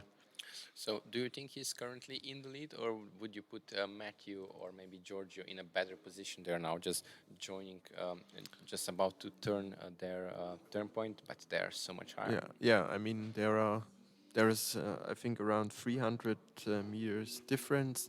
So I think Robert is in the lead at the moment because he has, I think, around 5, 6, 7 kilometers in front, and I mean, this equals the 300 meters pretty good. So I think it depends how he will continue. If he can find a good climb now, then I think he's definitely in the lead. Yeah, as we have Lima, Lima, and Delta 3 all turning their turn points already, and now going into hot pursuit behind Robert. Yeah, and we can see Lima Lima here now. Matthew, which I think he knows all the things about the weather, so he has good chances to get some good climb there. Yeah, as I just noticed, we do not have any data from some of the pilots. I will put that on the screen right now. So, Eco Sierra, Whiskey Kilo, Bravo 17 and Alpha X-Ray. Sadly, we do not have their location at the moment. We are not exactly sure where they are. We presume they are probably somewhere with the group, but a bit lower, so our receivers are not picking them up. Yeah, we hope that the signal will come back and we will see where they are. Yeah. For all we know, they might be in the lead. Yeah, possible in the lead, but at the moment we can see Robert here, I think, using a bit engine now again because he is climbing And yeah, we can change again to the 2D view and see. I was just checking if maybe some of them would be visible here. Also, sadly, no. Yeah, it doesn't look like. Now we can also see Tilo coming in his cylinder, nearly getting in his cylinder together with Yankee nearly at the same height. Yeah, we do have really bad reception around this third point. We do expect it to get better a bit, as we saw in the first flying day around Chemnitz. The signal was quite relatively okay, probably flatter terrain, and also we do expect gliders to climb that a bit higher. That it will also increase the coverage. Yeah, and I think Uli needs some good nerves there. He's still very, very low, 480 meters. So I think he's sweating a bit. Yeah, definitely. Let's see how this looks from the cockpit. Of course, this is just a 3D animation, but yeah, that looks really low. Yeah, that looks really low, and he's over a big forest, as we can see in this picture there. So, yeah, I think we have to do an interview with him tomorrow, and he has to tell us his opinion about the flight. Yeah, he's a really great guy, so I'm really looking for that interview. So stay tuned. Tomorrow, we will try to bring you some words from Uli about his competition so far and how he thinks about flying here, flying very low here actually. Yes. Und nochmal für die deutschen Zuhörer, also die ersten Piloten haben jetzt gewendet. Leider haben wir keine Datenverbindung mit einigen Piloten. Rund um die Wände ist die Abdeckung etwas schlecht, leider. Und wir haben gerade über Uli gesprochen, der hier sehr, sehr niedrig ist, nur 460 Meter, und das ist MSL-Höhe, also nicht über Grund. Ja. If we go back to the 2D view, we can see now in second place actually X-Ray. You can see him on the screen as Tango. This is the silent 2 of Florian. The farm is registered under the different ID as he is currently having in this competition. And in third place now, coming from the back, Lima Lima of our current overall leader of Matthew. What I would say the next place guy would probably be Luca in Lima Zulo. Also relatively high for today, and he's closely followed by Tilo in his Eco Sierra. Yes, and this is what we expected, I think, from Matthew and Tilo. Get a good thermal in the back and then just fly pretty fast and to catch up with the others. So, yeah, and Uli still has no climb, as it looks like.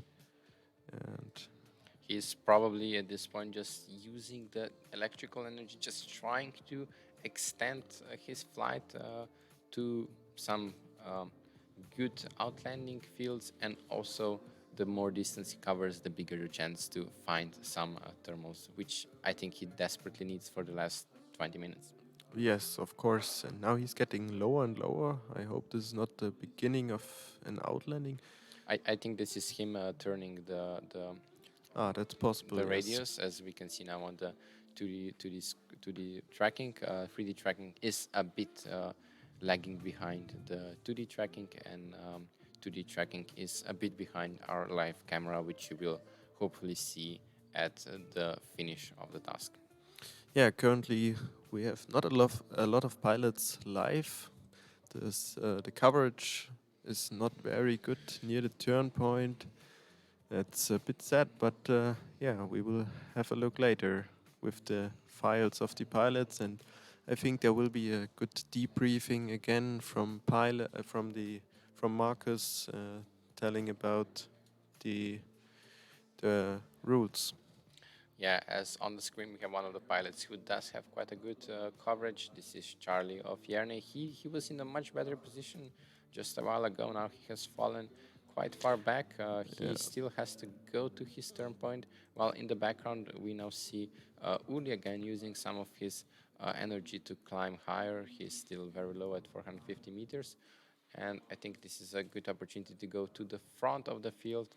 Matthew now also without a signal, sadly, and a few kilometers in front of him, we have Florian climbing in a straight line, probably using some of the fast available to him. Yeah, unfortunately, we do not see where 71 is, which was leading for all the time. So maybe he already found some lift there. We got him on the screen right now. Sorry to interrupt you. He is, well, he did one circle, as you can see on the Okay. background. This is just when we got the Flarm signal back, and now he is flying straight without any circles. As the pilots are approaching, as you can see here in the background, the Chemnitz, the city of Chemnitz. I hope I'm not butchering the pronunciation too much. No, that was totally correct from your side. And 71 is now nearly 800 meters high. Robot is nearly 800 meters high. So I think he's in a quite good position there, leading with a few kilometers ahead. And I think the highest pilots are not too high above him. So I think he has quite a good, quite a good position now. And we get some position from Jan. Yeah, we have position via GPS from Jan. He sent it to us. He is located just west from Chemnitz, so he did complete the first turn point probably. We do not know his height, but he is still in this race and judging by this, also quite close to the lead. Yes, I think quite close to the lead. I think he did a very good job on the first leg there, and yeah, maybe we hope that the GPS signal will stay with us. Yes, just for your information, I would estimate we do not have him on the same map, but Jan is located roughly around here. We do not know his altitude, just his location. We sadly do not have any information about the other pilots who have disappeared from our tracking.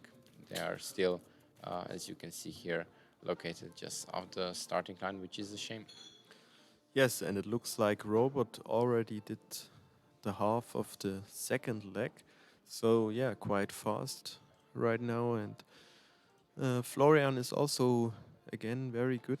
I think on the first competition day he was somewhere in the middle of the field, but he did a great job there. Especially by the fact that he is flying the Silent, which is the lowest handicapped airplane here. Silent, of course, built for the 13.5-meter class. Here we do not have any limitations on the wingspan, so it really hurts Florian not to have that extra 5 meters of wingspan, which most other pilots have. Yeah, but now we can see he's climbing in a thermal alone there. Maybe someone will join him very soon. And I think he's in a good position, and he don't has to fly that much like the others. He can turn very early, which is of course a good advantage for him. Yeah, that might also indicate that the weather in this region is better than the weather around the first turn point. Florian now being at 900 meters, we saw most pilots turning the first turn point lower than that. Yes, and it looks like he diverted a little bit to the south, and some other guys are now joining behind him. Yeah, it looks like 3 pilots, and Victor Fox also circling a little bit behind Florian there. Yeah, we do have 2 groups now forming. 4 of them are flying a bit further south, while we have a gaggle of gliders now circling a thermal. This is the gaggle that includes also Tilo and Luca. Let's maybe look at that live. Let's see how strong their thermal is. We have Luca on the screen now. This looks like a good 1 meter thermal for him. And in the bottom, with the delay, we have Tilo and Giorgio joining in. Giorgio, one of the guys who stayed really high in the beginning, now has kind of lost a bit of that advantage, but it seems like he got the thermal he wanted together with Uli. Yeah, it looks like they're staying together there. Just Matthew raced in front because Tilo and Matthew had a nice thermal together at the front. And we can also see Matthew circling maybe 1 or 2 kilometers in front of them, with nearly 1 meter, I guess. Yeah, he kind of disappeared off our tracking just now when we got. Well, if we now focus maybe to the robot, he did gain some altitude, but judging by the direction of his flight, he probably saw something that intrigued him, which might also be one of the other gliders which we do not see anymore. It's a real shame we do not see what Stefan and Richard are doing. They are probably somewhere in this race, but Yeah, I think Robert must have seen something really strong, some really strong lift, because I think it's nearly 90 degrees, of course, so quite a big deviation.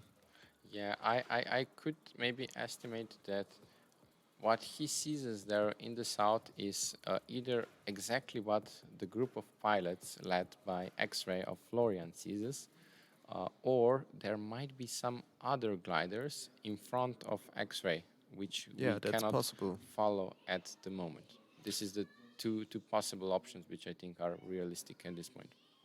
Yeah, and looks like the south of the leg is working pretty good.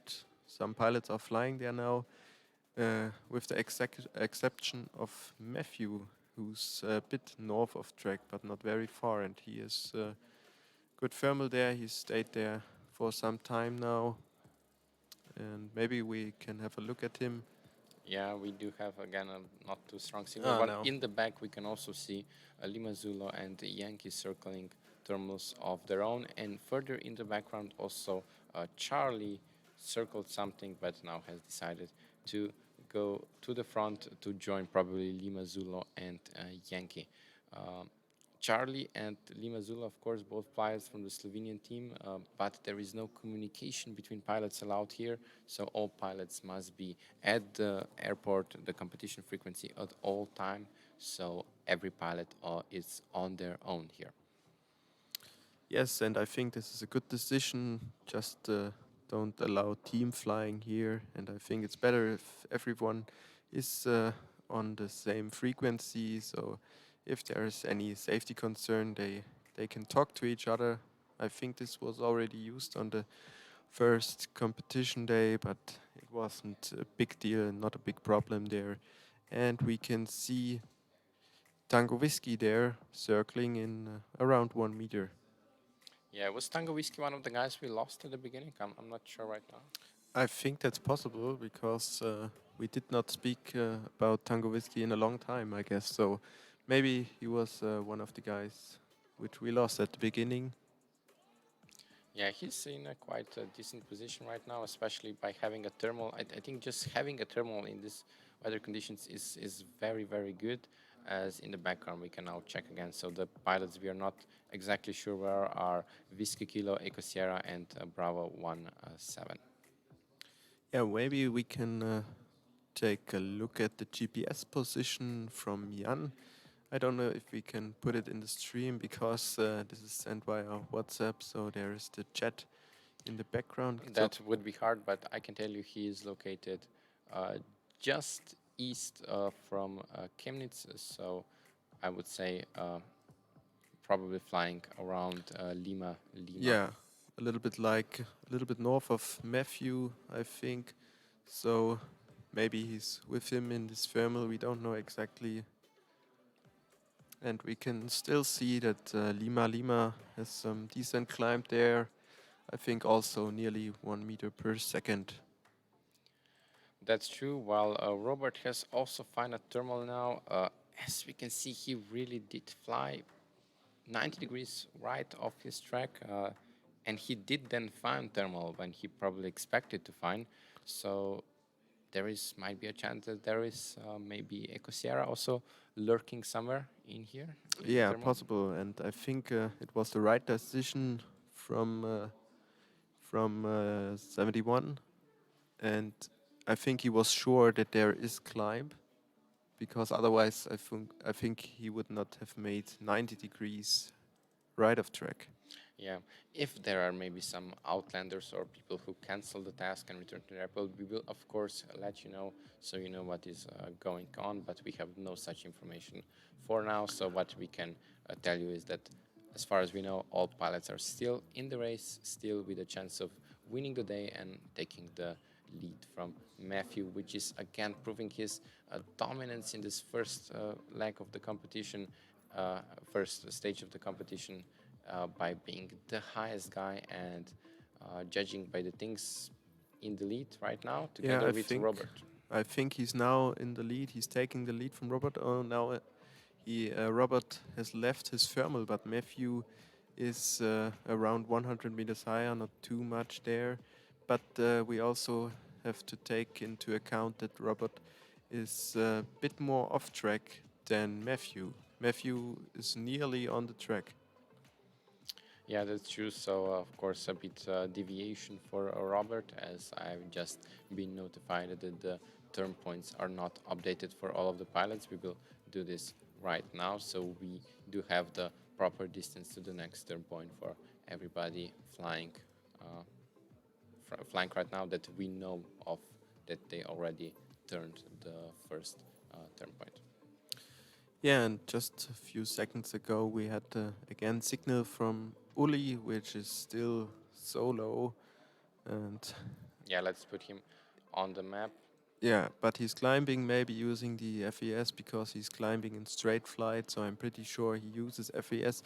And I really wonder how much energy he has left there because he was so low all the time, and I don't know if he had some energy lines there or he had just already used so much energy. But I think so that he used quite a bit of energy already. And we can see Tango Whiskey again, still in the climb. Having a really nice climb, the best one from anybody at the moment. He's not the highest glider, but he will soon be, if he continues in that way, still more than half a meter constant climb. Yeah, I think the thermal's pretty good. Otherwise, he would have not stayed so long in this thermal. And yeah, let's go to the 2D tracking now, which might give us a bit better understanding of the situation, as the signal is still not coming back in this area. We are really sorry about that. Limazulo in the lead. Now the X-Ray has joined the 7-1, and also Victor Fox is very near in the area.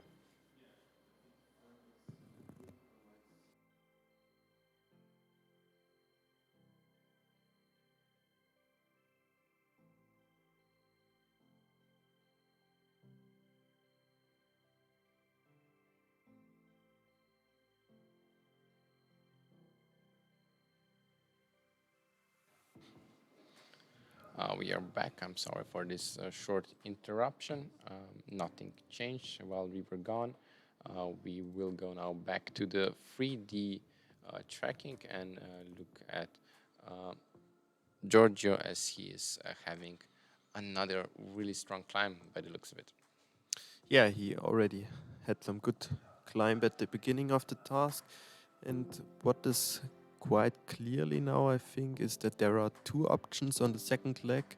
One is to fly straight on course, what Matthew is doing, for example. And the other option is to go a little bit more to the south, I think, where the climb rates are a bit better, maybe. So, yeah, two options. We will see who will win. Yeah, let's go to the Lima of Matthew. If we have a signal, we do. It's a bit broken. He has flown all the way to the now almost center of the city. Of course, the pilots cannot afford to be too low around here, as there, of course, are no outlanding opportunities in the city. And even with the fast system, pilots must be aware that anything can fail. You always must have a way out in the form of a field which you can use for landing. Yes, but I think they are now quite high for the city. I think it's no problem to cross the city there at a safe altitude. And what we can see now that Robert is again climbing is he's the highest now. And I think now he's in a really, really good position at the front and the highest. So very good position for him there. And we hope that we don't see a mistake by him, Yeah, like also, at the first day. Also, X-ray just there with him. Probably we don't have a clear signal from him, but by the looks of it, he's right there. And since they are halfway around the lake, this basically means they're also very similarly positioned to get to the finish. Yes. If they with Florian having that low handicap factor, he now only has to do around 10-20 kilometers to get to the circle and then straight to home. Yeah, I think if Florian is really there with him, we don't know exactly, but it looks like, then Florian is also in a very good condition. I mean, even a bit better than Robert. So, yeah, quite exciting, and it looks like we now have some favorites. I think that is clearly Matthew and Robert, of course, and also Florian. Yeah. Who else do you think is in favorites? I would not. I think Limazulo is still in a good position, very close to the front. He's not the highest. He's actually one of the lowest guys at the moment. Also, we cannot forget about Giorgio, who is now again having a good thermal. These two guys flying Ventuses will, of course, have to go a bit further, but the handicap is, I think, fair. So there is a very good chance they can catch up what they've lost so far. Yeah, I think it would be nice to see where the other guys, where we lost signal, where they are. So that's a bit unfortunate to don't see them. Maybe signal will come back near the second turn point. We will definitely have the signal as they approach the finishes. We do have very good coverage around here, the airport, as you could have seen at the start of our broadcast.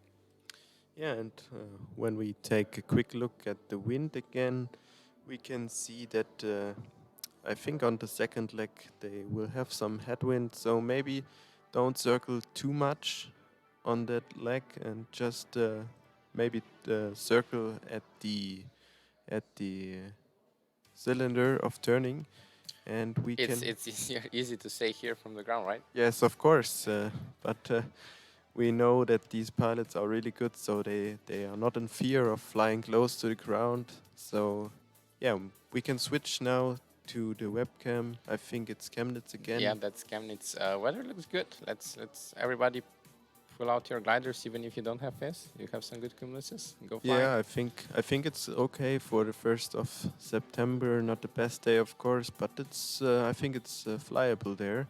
Yeah, and if we go live to the 3D view, we can see Robert now pulling strongly and I think getting a good thermal just over Chemnitz with Victor Fox now also emerging as one of the guys following closely. So this is our soft group, let's call it that way, with Robert, Victor Fox and Florian in the X-ray, while the Lima Lima and Lima Zulu, so our two leaders in overall, are taking the north route, and we also have Lima Lima. I will put it up on your screens.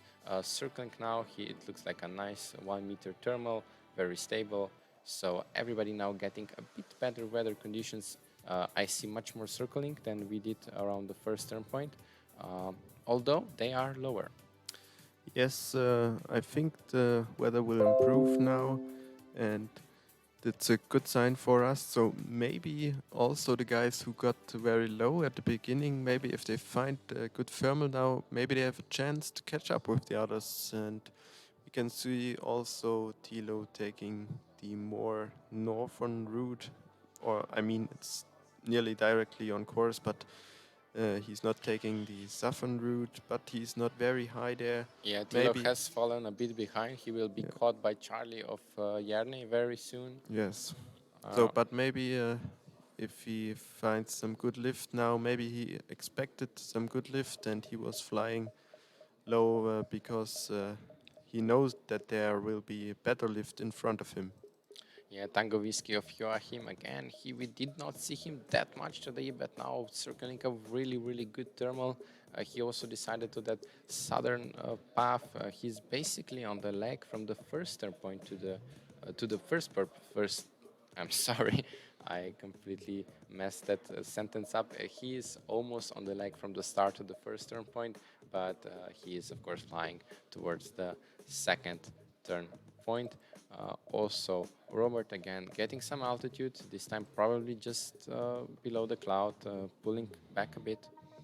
I'm sorry, this is not on your screen. And Lima Zulu in the background still circling his weak thermal. He's much lower, 100 meters lower, but with this low altitudes again, every meter counts. Yes, so now we can see Matthew getting a bit lower now. He did not find some thermal like Robot did. So, but he's some kilometers in front. Maybe he will just turn and then fly with the wind from his back and tries to thermal, maybe one last thermal, and then do the final glide. Yes, as we can see on the 2D tracking, Lima Lima has already turned his turn point and is now on the way to the airport. So he's the first one in the last proper turn point. Of course, we have the checkpoint Volkstein just before the finish, which we mentioned before, and probably the second guy to come into the area is Robert in 7-1, closely followed by 4 gliders that you can see on the 2D screen right now. So I think Lima Lima has just around 20 kilometers to Wolkenstein and then another 5 kilometers. So I think 25 kilometers left there for him. He's now around 900 meters high. So I think he will need a bit of climb. Maybe he has some energy left and doesn't need to thermal anymore. Then this will be, I think, the decision for today. But maybe there are some other guys which we don't see because the coverage wasn't very good. Yeah, as I just opened the YouTube comments, thank you all for watching us. Thank you all for commenting. Yes, let me answer the question there. You can see the results on Soaring Spot. Also, the results of the competitions are available on E2GLIDE.com website, where you can find also some photos from this exciting competition. And another question, why some competitors are grayed out. I think this is due to lack of coverage in the area there. But we can see now some pilots are coming back with live signal. I think it will improve towards the last turn point. The closer to the finish we get, the less grayed out pilots you will see, as the coverage is better in this area. Of course, we are still wondering a lot what happened to the 3 pilots which signal we lost at the start. We hope they are doing well, somewhere close to the lead if possible. And we can see here Robert again. I think he tried to thermal there again, but did not find anything worth to circle. And what we can see at Tango Whiskey now is that the cloud base, I think, improves. He's now at 1350 meters there, so quite good working altitude. As we can see that Matthew is probably now already in the reach of the airport with his height. Yeah, I think that's a good point for him there. And he was already the winner of the first day, so really good job from him again. And so I think he has yet now quite some strong wind from the back, so he can fly. Yeah, from 1,000 meters at that turn point, it should be enough for him to reach home. As if we look at the 2D tracking now, we can see that Florian as well has turned that turn point, and also Robert will do this in just a few hundred meters. He's this glider here, which I'm circling right now, 701, and this is his circle that he has to turn. Yeah, so quite exciting now. The last turn point is taken by some of the glider pilots already, and now we will see some nice finish. I think here at the airfield, some of the people who are watching here will need to go out in just a few minutes to see the gliders coming in. Yeah, we do expect to have some live footage coverage from the live cam also for you. I think I used live a bit too much in that one sentence. We do expect to have a live camera present for you viewers back home. You should be able to see some gliders coming in home, the winners of this day. Followed by that, don't go anywhere, we'll have the interviews with the first three pilots, and followed by that will be the preliminary award ceremony. Yes, so maybe we can switch back to 2D now, and we can see if we have some signal from Matthew and from the other guys there. Yeah, it looks like Lima Zulu will be the fourth guy to turn his Yes, turn point. He does still have quite a long way to go. His circle is this one, so the second farthest one. and it looks like Matthew is circling again, also with Florian. Yeah, Not in the same thermal, but nearby. let's So focus on them. Let's see what we have. Sadly, we do not have a good coverage here. It does look like the Matthew is still in the lead. The checkpoint in front of us, the red cylinder, which you can yes, see right now on the screen.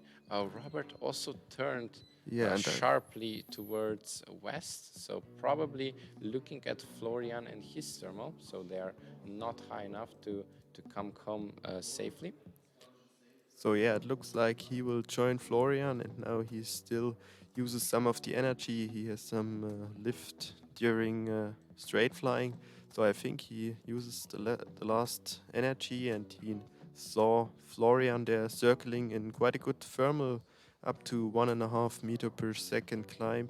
So he will just join Florian in a few seconds.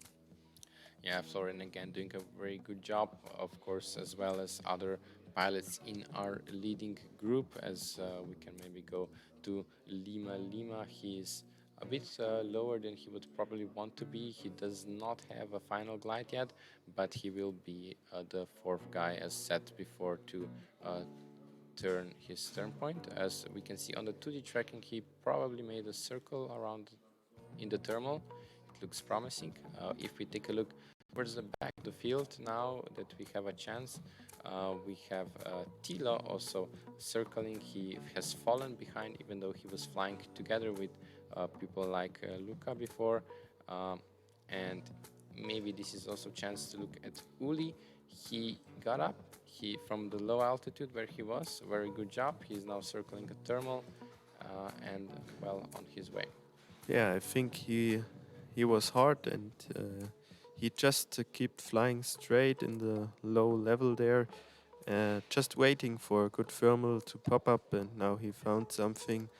It would be quite nice to know how much energy he used already.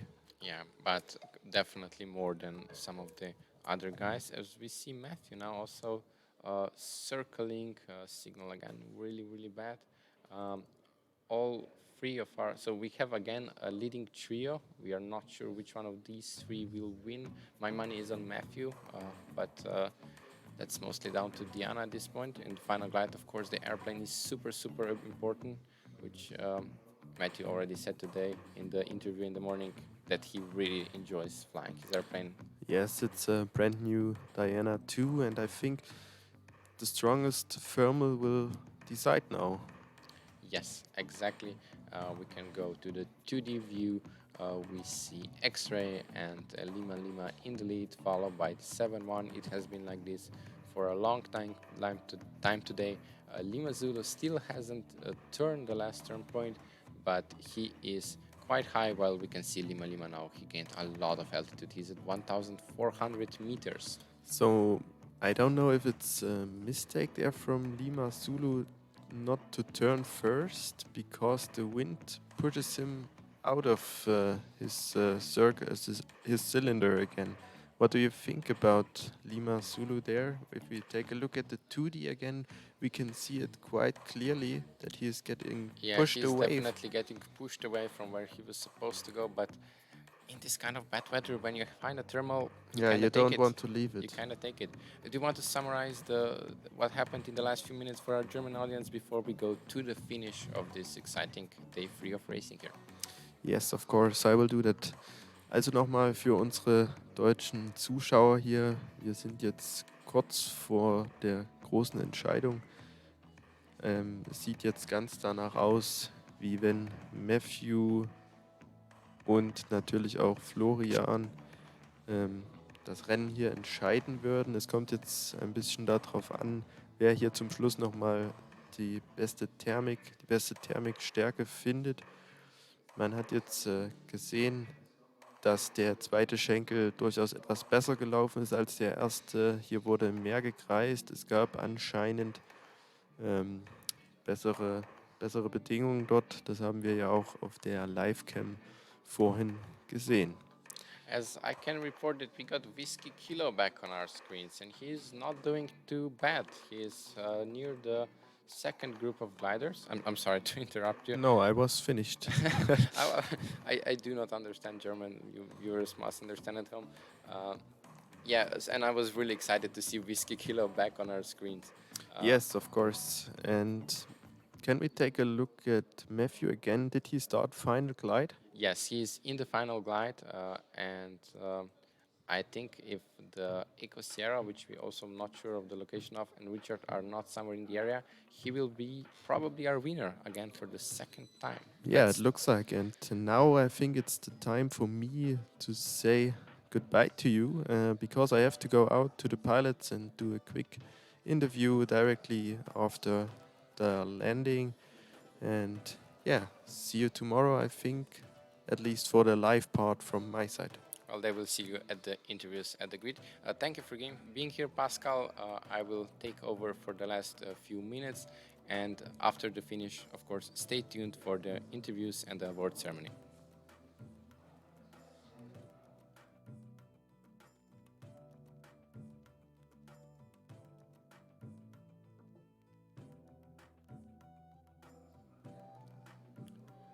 We are back as we follow Matthew now in the final glide. A really good performance from him today. Well, it seems at the beginning he held back a bit, but at the end he took things to the place where they were supposed to be for him. Again, he flies the Diana 2, very happy with it, and also putting a great performance for it. As we can see on the 2D live stream, the Robert and Florian are the guys who will probably be the other two podium finishers. Lima Zulo is still circling the thermal that Pascal mentioned might be not the best for him, as he had to start circling before going into the turn point, but he's now at 1,500 meters, and that should be enough for him to come home safely, especially if he has some energy still available for him. Let's go back to Matthew, our leader at the moment. He is doing very well still. He will enter the Volkstein turn point in just a few seconds. He's also pushing quite hard. As you can see on the screen, his current ground speed is 193 kilometers per hour. I have to mention for the viewers that from this last checkpoint, not so much turn point, well, it's both, he cannot fly faster than 200 kilometers per hour, so it's really important for him to burn all the excess energy he have so he doesn't need to go faster than 200 kilometers per hour in the last short leg.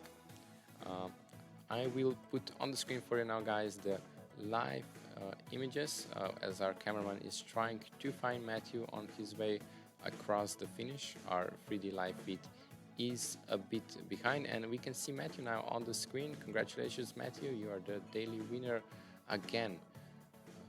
Good job.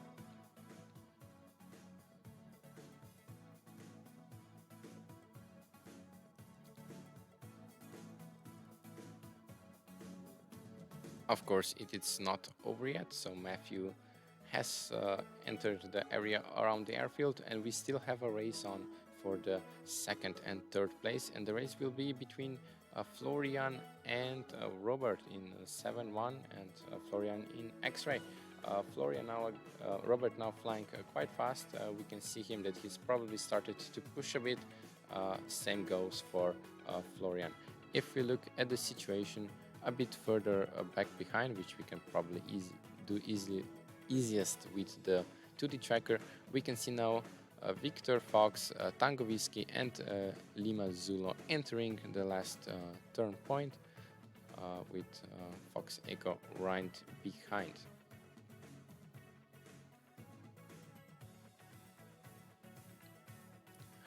Fox Echo is, of course, we don't have a glider named Fox Echo in the competition. This is Whiskey Kilo.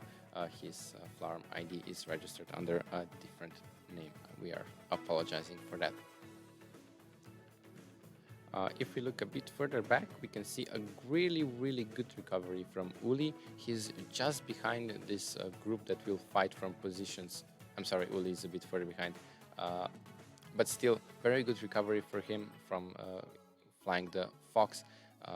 He was really low at some points, and now he has regained a lot of height. He's at 900 meters, definitely can breathe a bit easier now. The glider I was focusing on before is Yankee of Georgia. He will be the guy who will probably finish just behind our second big group of gliders. These four guys, so Lima Zulu, Tango Whiskey, Victor Fox, and Eco Sierra will fight for the places from 4th onwards. We still don't know who will be the second place guy in this racing day.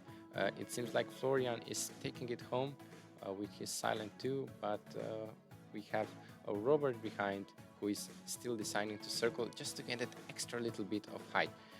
What this makes me think is that he probably does not have any energy left, and he does not want to get penalties again. Penalties were, of course, if you remember, the thing that cost him the second place in the first competition day, and he definitely does not want to repeat his mistake. If we switch back to the 2D, we can see that the Lima Zulu and the guys are going to chase down the second and third place finisher very soon. They have to be aware of that.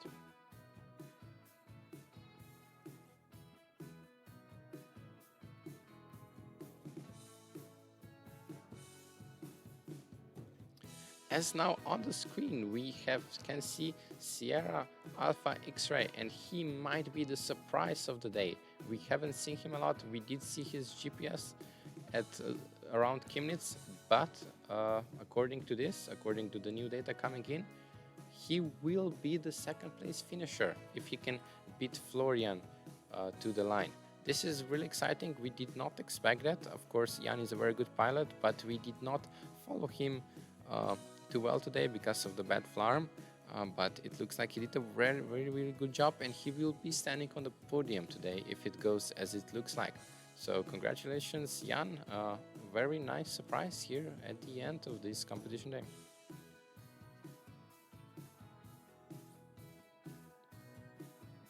We will have the interview from Matthew very shortly, and we will play it to you as soon as we have it.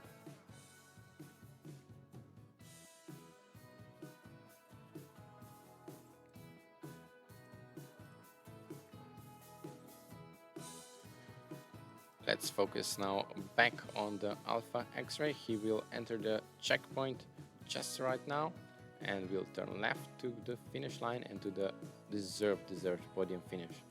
Florian is now pushing quite a lot. You can see 163 kilometers per hour of ground speed.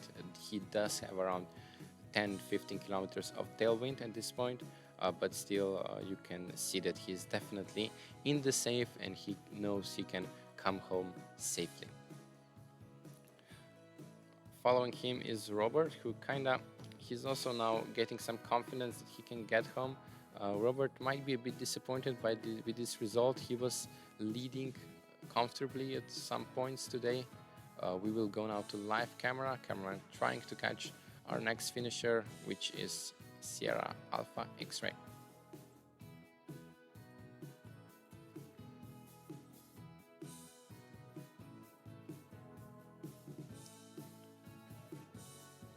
And here we have him, Sierra Alpha X-Ray. Congratulations for your podium finish. All the results are of course pending if somebody has decided to use too much energy. Judges will of course check on the ground if somebody has use too much available energy. Penalties will be applied later, so expect to see the final results in the afternoon whilst all the pilots submit their flights.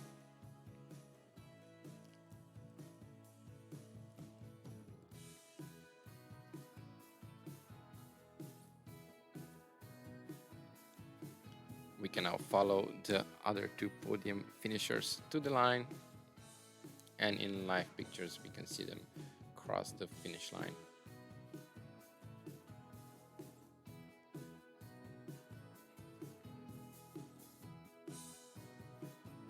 If we now take a look a bit further back, we see Robert again going for the finish. He will probably be the fourth guy finishing today. Again, very solid performance from him that will definitely keep him in the top 3 of the competition.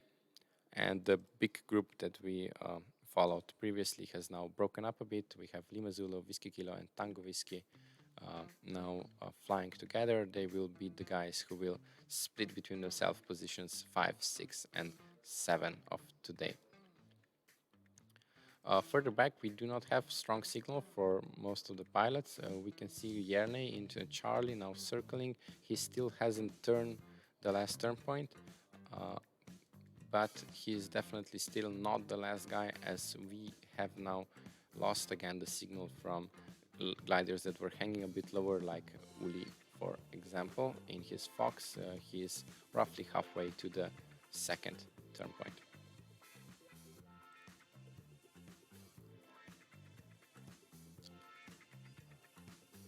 We can now go back to the lead of the glider still flying. Robert is currently just about to cross the checkpoint before the finish.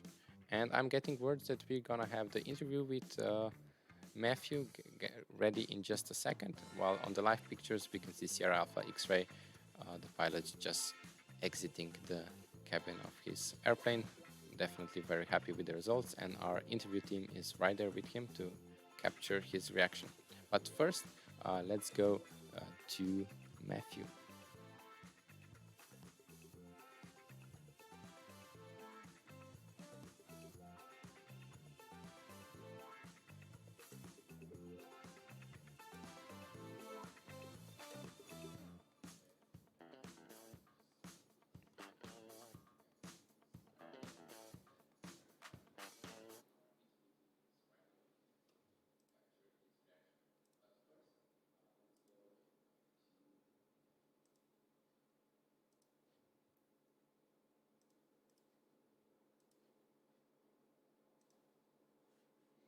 We do apologize, it seems like we do not have a sound at the moment. We will get this fixed as soon as possible for you guys.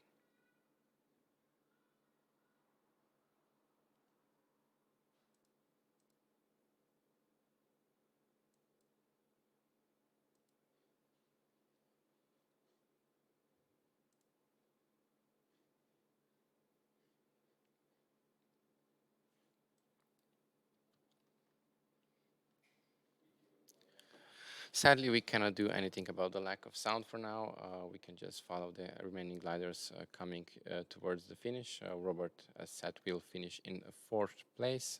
If we go to the live camera, we can already see the preparation for the awarding ceremony for first fleet gliders. In the background, we can see Florian. He's silent too. He will take the 3rd spot here if he didn't burn too much energy, while Robert has just finished the task.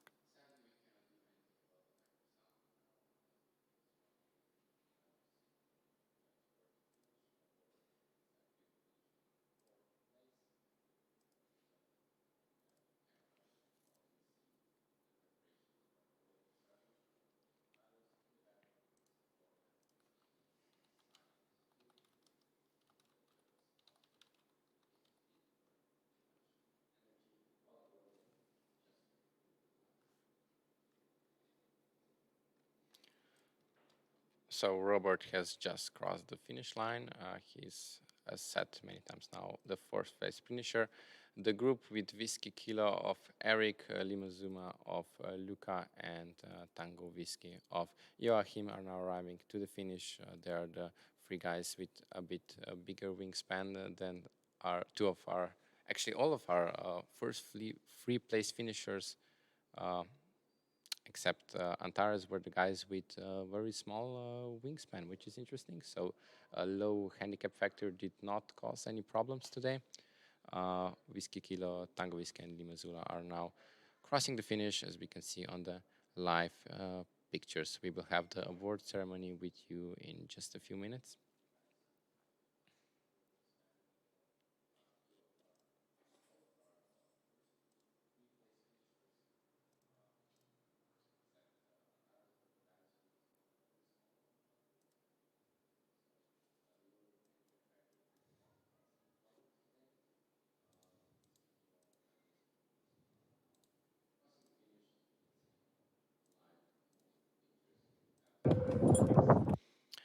As I have words that we have fixed the sound of the interview, so you will get the live interview from our daily winner, Matthew, right away.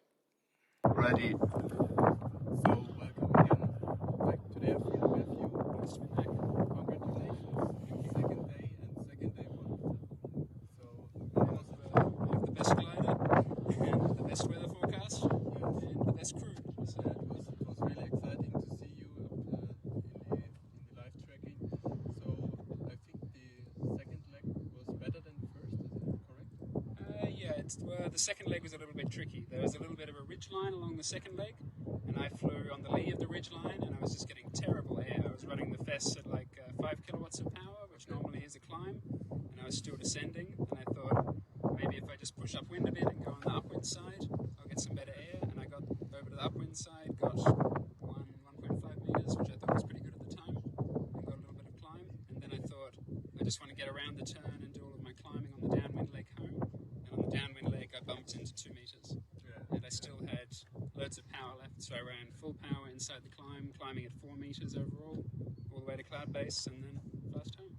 Once again, congratulations. Thank you. Thank you.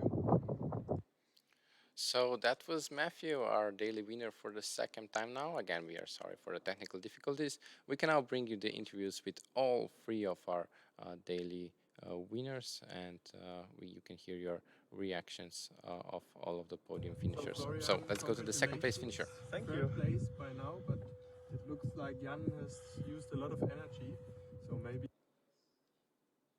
you switch to second place.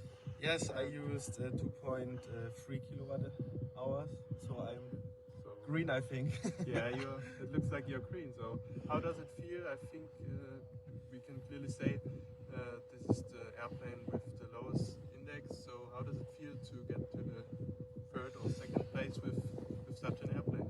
Yeah, it feels really great. I saw Matthew, who won this race on the last leg, and he got a very good thermal, but for me it was too much weight to his thermal, so I searched for my own thermal. It wasn't so good, but it was enough to come in front of 7-1, Robert Schröder, and it feels amazing. Yeah, my advantage is that I can turn earlier than the other ones. It's a big advantage, especially in these weather conditions, but in the end I have the smallest glider, and Once it's great. Again, congratulations. See you later. So that was Florian. He crossed the line in third place, but he will probably be promoted to the second place due to Jan.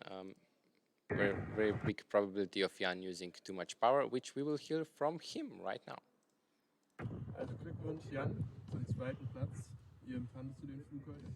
Sehr schwierig, eigentlich so gut wie kaum Thermik auf meinem Flugweg, aber ja, zum Glück dank des neuartigen Elektrik-Systems können wir da immer noch weitergehen. Ja, und wie viel Energie, kannst du sagen, wie viel Energie du ungefähr verwendet hast? Ich schätze mal 3,5. Mal gucken, ob es reicht dann am Ende. Ja, dann bis später. Bis später. So sadly, I cannot translate that for you all English-speaking folks out there. I think I did her a number around dry, which is free, so I can only presume Jan has used around 3 kilowatt hours of energy, or he had a 3-meter thermal. I don't know. He will still probably stay in the top 3 or 4 pilots for the day. as we will have an award ceremony with you in just a second.